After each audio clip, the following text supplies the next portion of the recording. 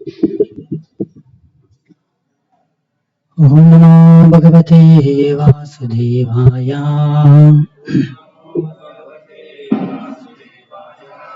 ओम नमो भगवते वासुदेवाय।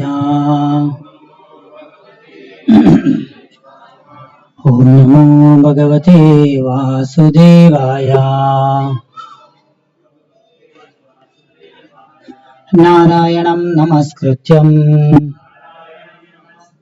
नरं चैव नरोत्तमं देवीं सरस्वतीं व्यासं ततो जयमुदीरये।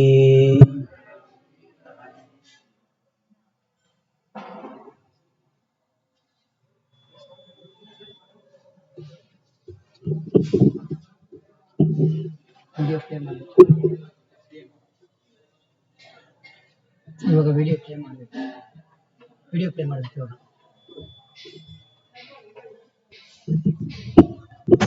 ಹರೇ ಕೃಷ್ಣ ಹರೇ ಕೃಷ್ಣ ಹರೇ ಕೃಷ್ಣ ಕೃಷ್ಣ ಕೃಷ್ಣ ಹರೇ ಹರೇ ಹರೇ ರಾಮ ರಾಮ ರಾಮ ಹರೇ ಹರೇ ಹರೇ ಕೃಷ್ಣ ಕೃಷ್ಣ ಕೃಷ್ಣ ಹರೇ ಹರೇ ಹರೇ ರಾಮ ರಾಮ ರಾಮ ಹರೇ ಹರೇ. ಮಾತಾಜಿಸ್ ಮಾತ್ರ ಹೇಳಿ ಒಂದ್ಸರಿ ಹರೇ ಕೃಷ್ಣ ಜೋರಾಗಿ.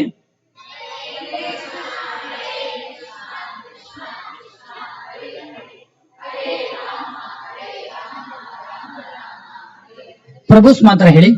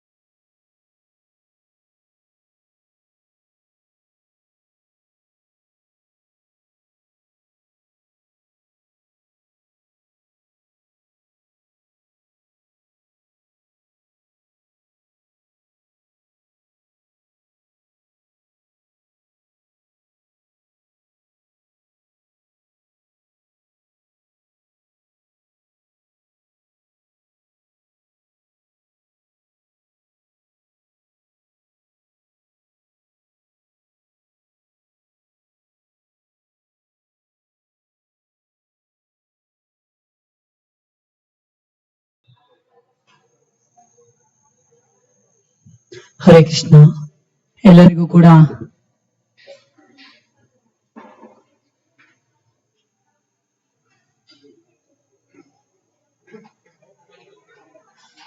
ಇಸ್ಕಾನ್ ನಾಗರಬಾವಿ ಶ್ರೀಕೃಷ್ಣ ಮಂದಿರದ ಪರವಾಗಿ ಕಾರ್ತಿಕ ದಾಮೋದರ ಮಾಸದ ಶುಭಾಶಯಗಳು. ಮತ್ತೆ ಇಂದಿನ ಭಾನುವಾರದ ದೀಪೋತ್ಸವದ ಸಂಜೆ ಕಾರ್ಯಕ್ರಮಕ್ಕೆ ಸ್ವಾಗತ.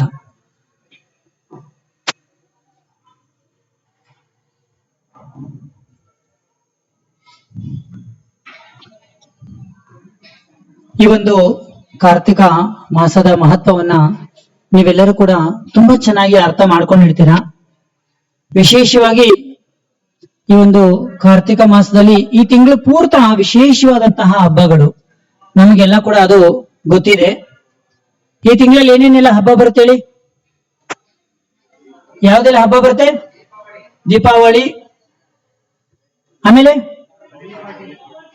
ಬಲಿಪಾಡ್ಯಮಿ, ಗೋವರ್ಧನ್ ಪೂಜಾ, ಗೋಪೂಜಾ, ಗೋಪಾಷ್ಟಮಿ, ತುಳಸಿ ಪೂಜಾ, ಆಮೇಲೆ ಬಲಿಪಾಡ್ಯಮಿ. ಈ ಪ್ರಕಾರವಾಗಿ ಈ ಒಂದು ಮಾಸ ಪೂರ್ತ ಭಗವಂತನ ಸುಂದರವಾದಂತಹ ಮಧುರವಾದಂತಹ ಲೀಲೆಗಳಿಂದ ತುಂಬಿರುವಂತಹ ಈ ಒಂದು ಮಾಸ. ಅದರಲ್ಲೂ ಕೂಡ ಈ ಒಂದು ಮಾಸದಲ್ಲಿ ವಿಶೇಷವಾಗಿ ಯಾವುದು ತುಂಬಾ ಮುಖ್ಯವಾಗಿ ಲೀಲೆ ನಡೆದಿರೋದಂದ್ರೆ ಅದು ದಾಮೋದರ ಲೀಲೆ. ದಾಮೋದರ ಲೀಲೆ ಪ್ರತಿಯೊಂದು ಮಕ್ಕಳಿಗೂ ಕೂಡ ಗೊತ್ತಿದೆ. ದಾಮೋದರ ಲೀಲೆ ಬಗ್ಗೆ ಇಲ್ಲಿ ಎಲ್ರಿಗೂ ಗೊತ್ತಿದೆಯಲ್ಲ. ದಾಮೋದರ ಲೀಲೆ ಬಗ್ಗೆ ಯಾರಿಗೆ ಗೊತ್ತಿಲ್ಲ? ಇಲ್ಲಿ ದಾಮೋದರ ಲೀಲೆ ಯಾರು ಗೊತ್ತಿಲ್ಲ? ಎಸ್, ದಾಮೋದರ ಲೀಲಾ ಓಕೆನಾ. ಪ್ರತಿ ವರ್ಷ ನಾವು ದಾಮೋದರ ಆರತಿಯನ್ನ ಮಾಡ್ತೀವಲ್ಲ, ಸಹ ಒಂದು ದಾಮೋದರ ಲೀಲೆ ಈ ಒಂದು ತಿಂಗಳು ನಡೆದಿರುವಂತಹ ವಿಶೇಷವಾದಂತಹ ಭಗವಂತನ ಮಧುರವಾದಂತಹ ಲೀಲೆ. ಶ್ರೀಲ ಪ್ರಭುಪಾದ್ ನಮಗೆ ಎಂತಹ ಕೊಡುಗೆಯನ್ನು ಕೊಟ್ಟಿದ್ದಾರೆ ಅಂದ್ರೆ, ಭಗವಂತನ ಎಲ್ಲ ಲೀಲೆಗಳು ಕೂಡ, ಎಲ್ಲ ಹಬ್ಬಗಳು ಕೂಡ ಒಂದೊಂದು ದಿನ. ಜನ್ಮಾಷ್ಟಮಿ ಎಷ್ಟು ದಿವಸ ಆಚರಣೆ ಮಾಡ್ತೇವೆ? ಒಂದು ದಿನ ಅಲ್ವಾ? ಗೋಪಾಷ್ಟಮಿ ಒಂದು ದಿನ, ಗೋವರ್ಧನ್ ಪೂಜಾ ಒಂದು ದಿನ, ದೀಪಾವಳಿ 2 ಅಥವಾ 3 ದಿನ. ಈ ಪ್ರಕಾರವಾಗಿ ಎಲ್ಲಾ ಹಬ್ಬಗಳು ಕೂಡ ಕೇವಲ ಒಂದು ದಿನ ಆಚರಣೆಯನ್ನ ಮಾಡ್ತೀವಿ. ಆದ್ರೆ ಈ ಒಂದು ದಾಮೋದರ ಲೀಲೆ ಮಾತ್ರ ನಾವು 1 ತಿಂಗಳುಗಳ ಕಾಲ ಈ ಒಂದು ಲೀಲೆಯನ್ನು ನಾವು ಆಚರಣೆಯನ್ನ ಮಾಡ್ತೀವಿ. ಎಲ್ಲೇ ನೀವು ನೋಡಿದ್ರಲ್ಲ, ನೀವು ಒಂದು ಚಿಕ್ಕ ವಿಡಿಯೋದಲ್ಲಿ ನೋಡಿದ್ರಲ್ಲ, ಅದು ಮನೆಗಳಲ್ಲಿರ್ಬೋದು, ದೇವಸ್ಥಾನಗಳಲ್ಲಿರ್ಬೋದು, ಕಾರ್ತಿಕ ಮಾಸ ಅಂದ್ರೆ ಎಲ್ಲ ಭಕ್ತರು ಕೂಡ ಕಾದು ನೋಡುವಂತಹ ಮಾಸ. ಸೊ ಅಷ್ಟು ವಿಶೇಷವಾದಂತಹ ಈ ಒಂದು ಕಾರ್ತಿಕ ಮಾಸದಲ್ಲಿ ಭಗವಂತನ ದಾಮೋದರ ಲೀಲೆ ನಡೆದಿರುವಂತಹ ಈ ಒಂದು ಲೀಲೆ. ಸೊ ಈ ದಿನದ ವಿಶೇಷ ಏನಂದ್ರೆ ದಾಮೋದರ ಲೀಲೆ. ನೀವೆಲ್ಲರೂ ಈಗ ಆಲ್ರೆಡಿ ಭಕ್ತಿ ವೃಕ್ಷಗಳಲ್ಲಿ ಜೊತೆಲಿ ಇಲ್ಲಿ ಪ್ರತಿನಿತ್ಯದ ಭಗವದ್ಗೀತಾ ತರಗತಿಗಳಲ್ಲಿ ದಾಮೋದರ ಲೀಲೆನ ನಾವು ಸುಮಾರು ವರ್ಷಗಳಿಂದ ಕೇಳ್ತಾನೆ ಇದ್ದೀವಿ. ಆದ್ರೂ ಕೂಡ ನಾವು ಆ ಒಂದು ಇವತ್ತಿನ ತರಗತಿಯಲ್ಲಿ ಏನಂದ್ರೆ ದಾಮೋದರ ಲೀಲೆ ಮಾಡೋದಕ್ಕೆ ಮುಖ್ಯವಾಗಿ 4 ಕಾರಣಗಳು ಏನು, ಭಗವಂತ ಆ ದಾಮೋದರ ಲೀಲೆಯನ್ನು ಮಾಡೋದಕ್ಕೆ 4 ಕಾರಣ ಏನು, ಈ ದಾಮೋದರ ಲೀಲೆಯಲ್ಲಿ ಮುಖ್ಯವಾದಂತಹ ಪಾತ್ರ ಯಾರು, ಈ ಮೂವಿಯಲ್ಲಿ ನಿಜವಾಗ್ಲೂ ಮೇನ್ ಹೀರೋ ಯಾರು ಅಥವಾ ಹೀರೋಯಿನ್ ಯಾರು, ಓಕೆನಾ. ಮೂರನೇದಾಗಿ ಈ ಲೀಲೆಯಲ್ಲಿ ಕೃಷ್ಣನ ವಿಶೇಷವಾದಂತಹ ಗುಣಗಳೇನು, ಕೃಷ್ಣನಲ್ಲಿ ಅಗಾಧವಾದಂತಹ ಗುಣಗಳಿದೆ, ಆದರೆ ವಿಶೇಷವಾದಂತಹ ವಿರೋಧಾಭಾಸವಾದಂತಹ ಗುಣಗಳು ಯಾವುದು, ಮತ್ತೆ ಈ ಲೀಲೆಯಲ್ಲಿ ನಿಜವಾಗ್ಲೂ ಕೂಡ ನಾವ್ ಏನನ್ನ ಅರ್ಥ ಮಾಡ್ಕೋಬೇಕು. ಇಷ್ಟು ವಿಚಾರವನ್ನ ನಾವೇನ್ ಮಾಡ್ತೀವಿ ಅಂದ್ರೆ ಇವತ್ತಿನ ಚರ್ಚೆಯಲ್ಲಿ ನಾವು ತಿಳುವಳಿಕೆಯನ್ನ ಪಡಿತೀವಿ. ಅದಕ್ಕೂ ಮುಂಚೆ ಈ ಒಂದು ಲೀಲೆಯನ್ನ ಶ್ರೀಮದ್ ಭಾಗವತದ 10ನೇ ಸ್ಕಂದ 9ನೇ ಅಧ್ಯಾಯ ಶ್ಲೋಕ 1 ಮತ್ತು 2 ಇದರಲ್ಲಿ ಈ ಒಂದು ಲೀಲೆಯನ್ನ ಶ್ರೀಲ ಪ್ರಭುಪಾದ ಎಕ್ಸ್ಪ್ಲೇನ್ ಮಾಡ್ತಾರೆ. ನಾವು ಅದನ್ನ ಈ ಶ್ಲೋಕವನ್ನ ಓದ್ತಾ ಆಮೇಲೆ ಆ ಲೀಲೆ ಬಗ್ಗೆ ನಾವು ಚರ್ಚೆಯನ್ನ ಮಾಡೋಣ, ಓಕೆನಾ. ಎಲ್ರು ಕೂಡ ಹೇಳಿ. ಶ್ರೀ ಶುಕ ಉವಾಚ ಏಕದಾ ಗೃಹದಾಸೀಷು ಯಶೋದಾನಂದ ಗೇಹಿನಿ ಕರ್ಮಾಂತರ ನಿಯುಕ್ತಾಸು ನಿರ್ಮಮಂತ ಸ್ವಯಂ ದದಿಹಿ ಯಾನಿ ಯಾನಿ ಹ ಗೀತಾನಿ ತದ್ಭಾಲಾಚರಿತಾನಿ ಚ ದದಿ ನಿರ್ಮಂತನೆ ಕಾಲೇ ಸ್ಮರಂತಿ ತಾನ್ಯಗಾಯತ. ಶ್ರೀಶುಕ ಉವಾಚ ಏಕದಾ ಬೃಹದಾಸೀಷು ಯಶೋದಾನಂದ ಗೇಹಿನಿ ಕರ್ಮಾಂತರ ನಿಯುಕ್ತಾಸು ನಿರ್ಮಮಂತ ಸ್ವಯಂ ದದಿ ಯಾನಿ ಯಾನಿ ಹ ಗೀತಾನಿ ತದ್ಬಾಲಾಚರಿತಾನಿ ಚ ದದಿ ನಿರ್ಮಂತನೆ ಕಾಲೇ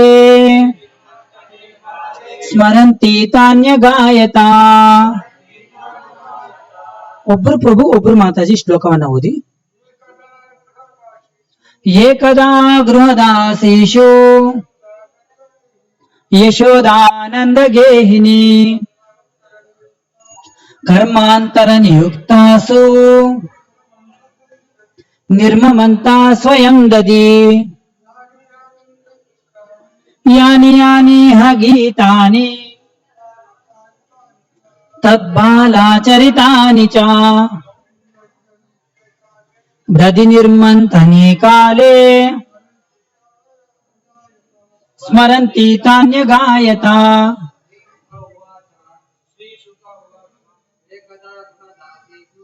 ಏಕದಾ ಗೃಹದಾಸೀಷು ಯಶೋದಾನಂದ ಗೇಹಿನಿ ಕರ್ಮಾಂತರ ನಿಯುಕ್ತಾಸು ನಿರ್ಮಮಂತ ಸ್ವಯಂ ದದಿ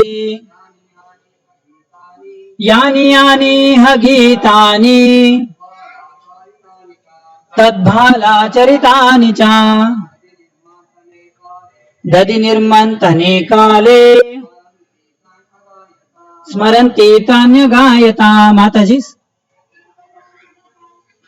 ಏಕದಾ ಗೃಹದಾಸೀಶು. ಜೋರಾಗಿ ಹೇಳಿ ಅಲ್ಲ.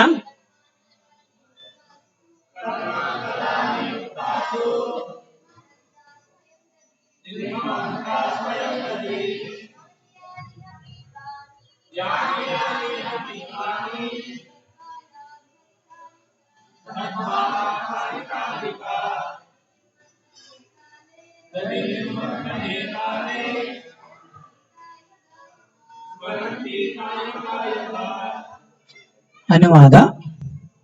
ಶುಕಮುನಿಗಳು ಮುಂದುವರಿಸಿದರು. ಒಂದು ದಿನ ಯಶೋದೆಯು ತನ್ನ ಸೇವಕಿಯರು ಬೇರೆ ಬೇರೆ ಮನೆ ಕೆಲಸಗಳಲ್ಲಿ ಮಗ್ನರಾಗಿರುವುದನ್ನು ಕಂಡು ತಾನೇ ಸ್ವತಃ ಮೊಸರು ಕಡೆಯಲು ತೊಡಗಿದಳು. ಮೊಸರು ಕಡೆಯುತ್ತಾ ಅವಳು ಕೃಷ್ಣನ ಬಾಲಲೀಲೆಗಳನ್ನ ನೆನಪಿಸಿಕೊಂಡಳು ಮತ್ತು ತನ್ನದೇ ರೀತಿಯಲ್ಲಿ ಆ ಬಾಲಲೀಲೆಗಳ ಬಗ್ಗೆ ಹಾಡುಗಳನ್ನು ಕಟ್ಟಿ ಹಾಡಿಕೊಳ್ಳುತ್ತಾ ಆನಂದಿಸುತ್ತಿದ್ದಳು. ಭಾವಾರ್ಥ. ಕೃಷ್ಣ ಕೃಪಾಮೂರ್ತಿ ಅಭಯಚರಣರ ಭಕ್ತಿವೇದಾಂತ ಸ್ವಾಮಿ ಶ್ರೀಲ ಪ್ರಭುಪಾದರಿಂದ, ಶ್ರೀಲ ವಿಶ್ವನಾಥ ಚಕ್ರವರ್ತಿ ಠಾಕೂರರು ಶ್ರೀಲ ಸನಾತನ ಗೋಸ್ವಾಮಿ ಅವರ ವೈಷ್ಣವ ತೋಷಿಣಿ ಎಂಬ ಗ್ರಂಥದಿಂದ ಉಲ್ಲೇಖಿಸುತ್ತಾ, ಕೃಷ್ಣನು ಮೊಸರಿನ ಗಡಿಗೆಯನ್ನು ಒಡೆದು ತಾಯಿ ಯಶೋದೆಯಿಂದ ಕಟ್ಟಿ ಹಾಕಿಸಿಕೊಂಡ ಪ್ರಸಂಗವು ದೀಪಾವಳಿ ಅಥವಾ ದೀಪಮಾಲಿಕ ಹಬ್ಬದ ದಿನದಂದು ನಡೆಯಿತೆಂದು ಹೇಳುತ್ತಾರೆ. ಈಗಲೂ ಭಾರತದಲ್ಲಿ, ಅದರಲ್ಲಿಯೂ ವಿಶೇಷವಾಗಿ ಮುಂಬಯಿಯಲ್ಲಿ ಈ ಹಬ್ಬವು ಕಾರ್ತಿಕ ಮಾಸದ ಸಾಮಾನ್ಯವಾಗಿ ಬಾಣ ಬಿರುಸು ಹಾಗೂ ದೀಪಾಲಂಕಾರಗಳೊಂದಿಗೆ ತುಂಬಾ ಅದ್ದೂರಿಯಾಗಿ ಆಚರಿಸಲ್ಪಡುತ್ತದೆ. ಇಲ್ಲಿ ಗಮನಿಸಬೇಕಾದ ಸಂಗತಿ ಎಂದರೆ, ನಂದ ಮಹಾರಾಜನ ಎಲ್ಲ ಹಸುಗಳಲ್ಲಿ ಯಶೋದೆಯ ಹಲವು ಹಸುಗಳು ರುಚಿಕರವಾದ ಹುಲ್ಲನ್ನು ಮಾತ್ರ ತಿನ್ನುತ್ತಿದ್ದವು. ಹೀಗಾಗಿ ಅವುಗಳ ಹಾಲಿಗೆ ಸಹಜವಾಗಿಯೇ ಆ ಹುಲ್ಲಿನ ಪರಿಮಳ ಒದಗಿ ಬರುತ್ತಿತ್ತು. ಯಶೋದೆಯು ಆ ಹಸುಗಳಿಂದ ತಾನೇ ಸ್ವತಃ ಹಾಲು ಕರೆದು ಮೊಸರು ಮಾಡಿ ಅದನ್ನು ಕಡೆದು ಬೆಣ್ಣೆ ತೆಗೆಯಲು ಬಯಸುತ್ತಿದ್ದಳು. ಏಕೆಂದರೆ ಸಾಮಾನ್ಯ ರೀತಿಯಲ್ಲಿ ತಯಾರಿಸಿದ ಹಾಲು ಮತ್ತು ಮೊಸರನ್ನು ಕೃಷ್ಣನು ಇಷ್ಟಪಡದೆ ನೆರೆಹೊರೆಯ ಗೋಪ ಗೋಪಿಯರ ಮನೆಗಳಿಗೆ ಬೆಣ್ಣೆ ಕದಿಯಲು ಹೋಗುತ್ತಾನೆಂದು ಅವಳು ಭಾವಿಸಿದಳು. ಬೆಣ್ಣೆ ಕಡಿಯುವಾಗ ಯಶೋದೆಯು ಕೃಷ್ಣನ ಬಾಲಲೀಲೆಗಳನ್ನು ಕುರಿತು ಹಾಡುತ್ತಿದ್ದಳು. ಯಾವುದನ್ನಾದರೂ ಸದಾಕಾಲ ನೆನಪಿನಲ್ಲಿಟ್ಟುಕೊಳ್ಳಲು ಅದರ ಬಗ್ಗೆ ಕವಿತೆ ಕಟ್ಟುವುದು ಅಥವಾ ಕಸುಬುದಾರ ಕವಿಯಿಂದ ಆ ಬಗ್ಗೆ ಕವಿತೆ ಕಟ್ಟಿಸುವುದು ಹಿಂದೆ ರೂಢಿಯಲ್ಲಿತ್ತು. ಕೃಷ್ಣನ ಲೀಲೆಗಳನ್ನು ಸದಾ ಸ್ಮರಿಸುತ್ತಿರಬೇಕೆನ್ನುವುದು ಯಶೋದೆಯ ಆಸೆಯಾಗಿತ್ತೆಂದು ತೋರುತ್ತದೆ. ಆದ್ದರಿಂದ ಅವಳು ಪೂತನಿ, ಅಗಾಸುರ, ಶಕಟಾಸುರ ಮತ್ತು ತೃಣಾವರ್ತ ಮುಂತಾದವರ ಸಂಹಾರದಂತಹ ಕೃಷ್ಣನ ಬಾಲಲೀಲೆಗಳ ಬಗ್ಗೆ ಕವಿತೆಗಳನ್ನು ರಚಿಸಿ ಬೆಣ್ಣೆ ಕಳೆಯುವಾಗ ಅವುಗಳನ್ನು ಹಾಡಿಕೊಳ್ಳುತ್ತಿದ್ದಳು. ದಿನದ 24 ಗಂಟೆಗಳು ಕೃಷ್ಣ ಪ್ರಜ್ಞೆಯಲ್ಲಿರಲು ಕಾತರರಾದವರು ಈ ಅಭ್ಯಾಸವನ್ನು ಇಟ್ಟುಕೊಳ್ಳಬೇಕು. ಯಶೋದೆಯು ಎಷ್ಟು ಕೃಷ್ಣ ಪ್ರಜ್ಞೆಯುಳ್ಳವಳಾಗಿದ್ದಳು ಎಂಬುದನ್ನು ಈ ಪ್ರಸಂಗವು ತೋರಿಸುತ್ತದೆ. ಕೃಷ್ಣ ಪ್ರಜ್ಞೆಯಲ್ಲಿಯೇ ಇರಲು ನಾವು ಇಂತಹವರನ್ನು ಅನುಸರಿಸಬೇಕು.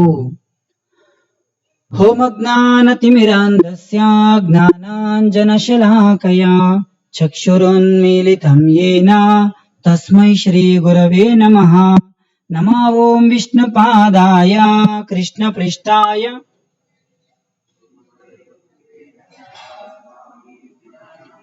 ನಮಸ್ತೆ ಸಾರಸ್ವತಿ ದೇವಿ ಗೌರವಾಣಿ ಪ್ರಚಾರಿಣಿ ನಿರ್ವಿಶೇಷ ಶೂನ್ಯವಾದಿ ಪಾಶ್ಚಾತ್ಯ ದೇಶತಾರಿಣಿ ವಾಂಛಾ ಕಲ್ಪತರುಭ್ಯಶ್ಚ ಕೃಪಾ ಸಿಂಧುಭ್ಯ ಏವ ಚ.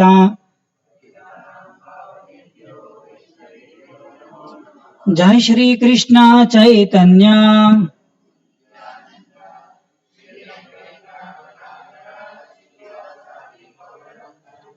ಹರೇ ಕೃಷ್ಣ ಹರೇ ಕೃಷ್ಣ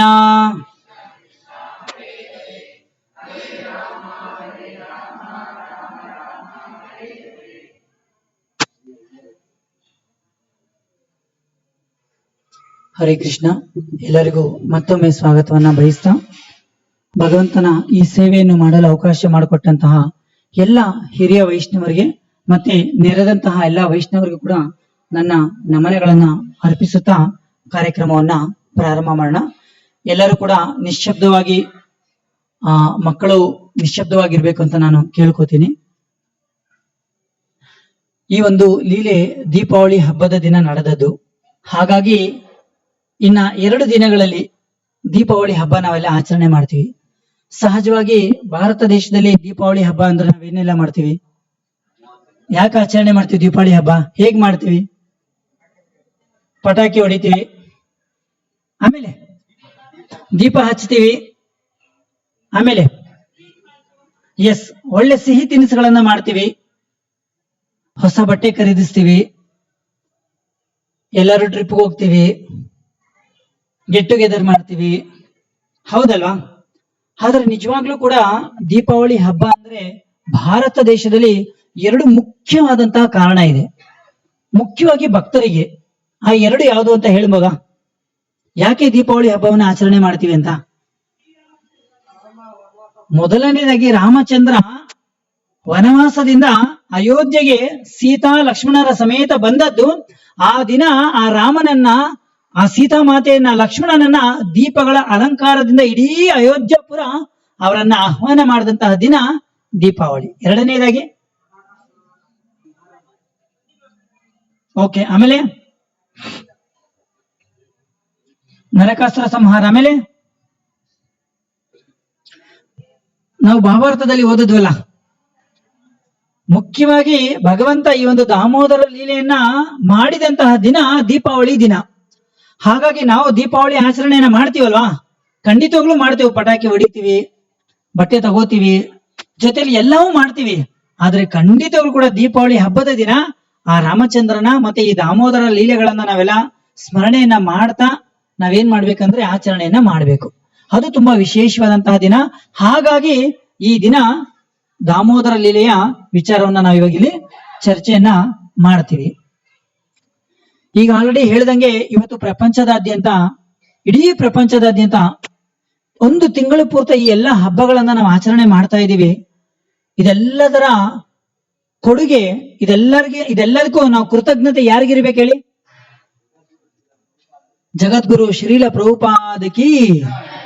ಪ್ರಭುಪಾದರಿಲ್ಲ ಅಂದಿದ್ರೆ ಈ ತಿಂಗಳಲ್ಲಿ ಇಷ್ಟೊಂದು ಹಬ್ಬಗಳು, ಪ್ರತಿ ದಿವಸ ದೀಪಾವಳಿಯಂತಹ ಈ ಒಂದು ದಾಮೋದರ ಲೀಲೆಗಳು, ದೀಪೋತ್ಸವ, ದೀಪಾಲಂಕಾರಗಳು ಖಂಡಿತವಾಗ್ಲೂ ನಾವೆಲ್ಲ ಮಾಡ್ತಿರ್ಲಿಲ್ಲ. ಹಾಗಾಗಿ ಅವರಿಗೆ ನಮ್ಮ ಕೃತಜ್ಞತೆಯನ್ನ ನಾವು ಅರ್ಪಿಸೋಣ. ವಿಶೇಷವಾಗಿ ದಾಮೋದರ ಲೀಲೆಯಲ್ಲಿ 4 ವಿಚಾರ ನಾನು ನಿಮ್ಗೆ ಆಲ್ರೆಡಿ ಹೇಳಿದ್ನಲ್ಲ, ನೆನ್ಪಿಟ್ಕೊಳ್ಳಿ. ಸೊ ದಟ್ ಈ ದಿನ ಈ ಒಂದು ವಿಚಾರ ನೀವೆಲ್ಲ ನೆನ್ಪಿಟ್ಕೊಂಡ್ರೆ ತುಂಬಾ ಅನುಕೂಲ ಆಗುತ್ತೆ. ಯಾಕೆ ಭಗವಂತ ಈ ಒಂದು ದಾಮೋದರ ಲೀಲೆಯನ್ನ ಮಾಡಿದ್ದ? 4 ಕಾರಣ. ಓಕೆನಾ? ಎರಡನೇದಾಗಿ, ಈ ಲೀಲೆಯಲ್ಲಿ ನಿಜವಾಗ್ಲೂ ಮುಖ್ಯ ಪಾತ್ರ ಯಾರು? ಎವ್ರಿ ಮೂವಿಯಲ್ಲಿ ಹೀರೋ ಅಥವಾ ಹೀರೋಯಿನ್ ಇರ್ತಾರಲ್ವಾ? ಆಲ್ಮೋಸ್ಟ್ 90% ಮೂವೀಸ್ ಅಲ್ಲಿ ಹೀರೋನೇ ತುಂಬಾ ಫೇಮಸ್ ಅಲ್ವಾ? ಆದ್ರೆ ಈ ಮೂವಿಯಲ್ಲಿ ಯಾರಂದ್ರೆ, ಈ ಮೂವಿಯಲ್ಲಿ ಹೀರೋನೇ ಇಲ್ಲ, ಓನ್ಲಿ ಹೀರೋಯಿನ್. ಯಾರು ಹೇಳಿ ಅದು? ಯಶೋದಮಯ್ಯ. ಸರಿನಾ? ಮೂರನೇದಾಗಿ, ಈ ಲೀಲೆಯಲ್ಲಿ ಕೃಷ್ಣ, ಎಲ್ಲಾ ಲೀಲೆಗಳಲ್ಲೂ ಕೂಡ ಕೃಷ್ಣನ ಒಂದು ಅದ್ಭುತವಾದಂತಹ ಗುಣಗಳನ್ನ ನಾವು ನೋಡ್ತೀವಿ. ಆದ್ರೆ ಈ ಲೀಲೆಯಲ್ಲಿ ಕೃಷ್ಣನ ವಿರೋಧ ಭಾಸವಾದಂತಹ ಗುಣಗಳು. ಇದೆಂಗೆ ಸಾಧ್ಯ? ಇದೆಂಗ್ ಮಾಡಕ್ ಸಾಧ್ಯ? ಕೃಷ್ಣ ಯಾಕೆ ಈ ರೀತಿ ಮಾಡ್ತಾನೆ ಅನ್ನುವಂತಹ ಒಂದು ಸ್ವಲ್ಪ ಗೊಂದಲ, ಕಾಂಟ್ರಡಿಕ್ಷನ್ಸ್ ಅಂತಾರಲ್ಲ, ಆ ಲೀಲೆಗಳನ್ನ ನಾವಿಲ್ಲಿ, ಗುಣಗಳನ್ನ ನಾವಿಲ್ಲಿ ನೋಡ್ತೀವಿ. 4ನೇದಾಗಿ, ಇಷ್ಟೆಲ್ಲಾ ಲೀಲೆಗಳನ್ನ ಕೇಳಿಸ್ಕೊಂಡ್ಮೇಲೆ ನಾವೇನ್ ಮಾಡ್ಬೇಕು? ಕೃಷ್ಣ ನಮ್ಗೆ ಏನು ಹೇಳಕ್ಕೆ ಹೊರಟಿದ್ದಾನೆ, ನಮ್ಮ ಜೀವನದ ನಾವೇನು ಅಳವಡಿಸ್ಕೊಂಡು ಹೋಗ್ಬೇಕು. ಸೊ 4 ವಿಚಾರ ನೆನಪಲ್ಲಿ ಇಟ್ಕೊಳ್ಳೋಣ. ಓಕೆ, ಅದಕ್ಕೆ ಮೊದಲನೇದಾಗಿ ಭಾವಾರ್ಥವನ್ನ ನಾವೆಲ್ಲ ನೋಡಿದ್ವಲ್ಲ, ಭಾವಾರ್ಥವನ್ನ ನೋಡ್ತಾ ನಾವು ಮುಂದಕ್ಕೆ ನಾವು ಹೋಗೋಣ. ಭಾವಾರ್ಥದಲ್ಲಿ ನಾವು ನೋಡಿದೀವಿ ಯಶೋದಮಯ್ಯ. ಯಶೋದ ಏನ್ ಮಾಡಿದಾರೆ ಅಂದ್ರೆ, ಒಂದು ದಿನ ಯಶೋದೆ ತನ್ನ ಸೇವಕಿಯರು ಬೇರೆ ಬೇರೆ ಮನೆಗೆಲಸಗಳಲ್ಲಿ ಮಗ್ನರಾಗಿರುವುದನ್ನು ಕಂಡು ತಾನೇ ಸ್ವತಃ ಮೊಸರು ಕಡೆಯಲು ತೊಡಗಿದಳು. ಮೊಸರು ಕಡೆಯುತ್ತಾ ಅವಳು ಕೃಷ್ಣನ ಬಾಲ ಲೀಲೆಗಳನ್ನು ನೆನಪಿಸಿಕೊಂಡಳು ಮತ್ತು ತನ್ನದೇ ರೀತಿಯಲ್ಲಿ ಆ ಬಾಲ ಲೀಲೆಗಳ ಬಗ್ಗೆ ಹಾಡುಗಳನ್ನು ಕಟ್ಟಿದಳು. ಹಾಡುಗಳನ್ನು ಹಾಡುತ್ತಾ ಹಾಡುತ್ತಾ ಆನಂದದಿಂದ ತನ್ಮಯಲಾದಳು. ಮೊದಲನೇ ವಿಚಾರ, ಯಶೋದ ರಾಣಿ, ನಂದ ಮಹಾರಾಜನ ರಾಣಿ ಏನ್ ಮಾಡ್ತಿದ್ದಾಳೆ ಅಂದ್ರೆ, ಮೊದಲನೇದಾಗಿ ತಾನೇ ಮನೆ ಕೆಲಸಗಳನ್ನ ಮಾಡ್ತಾ ಇದ್ದಾಳೆ.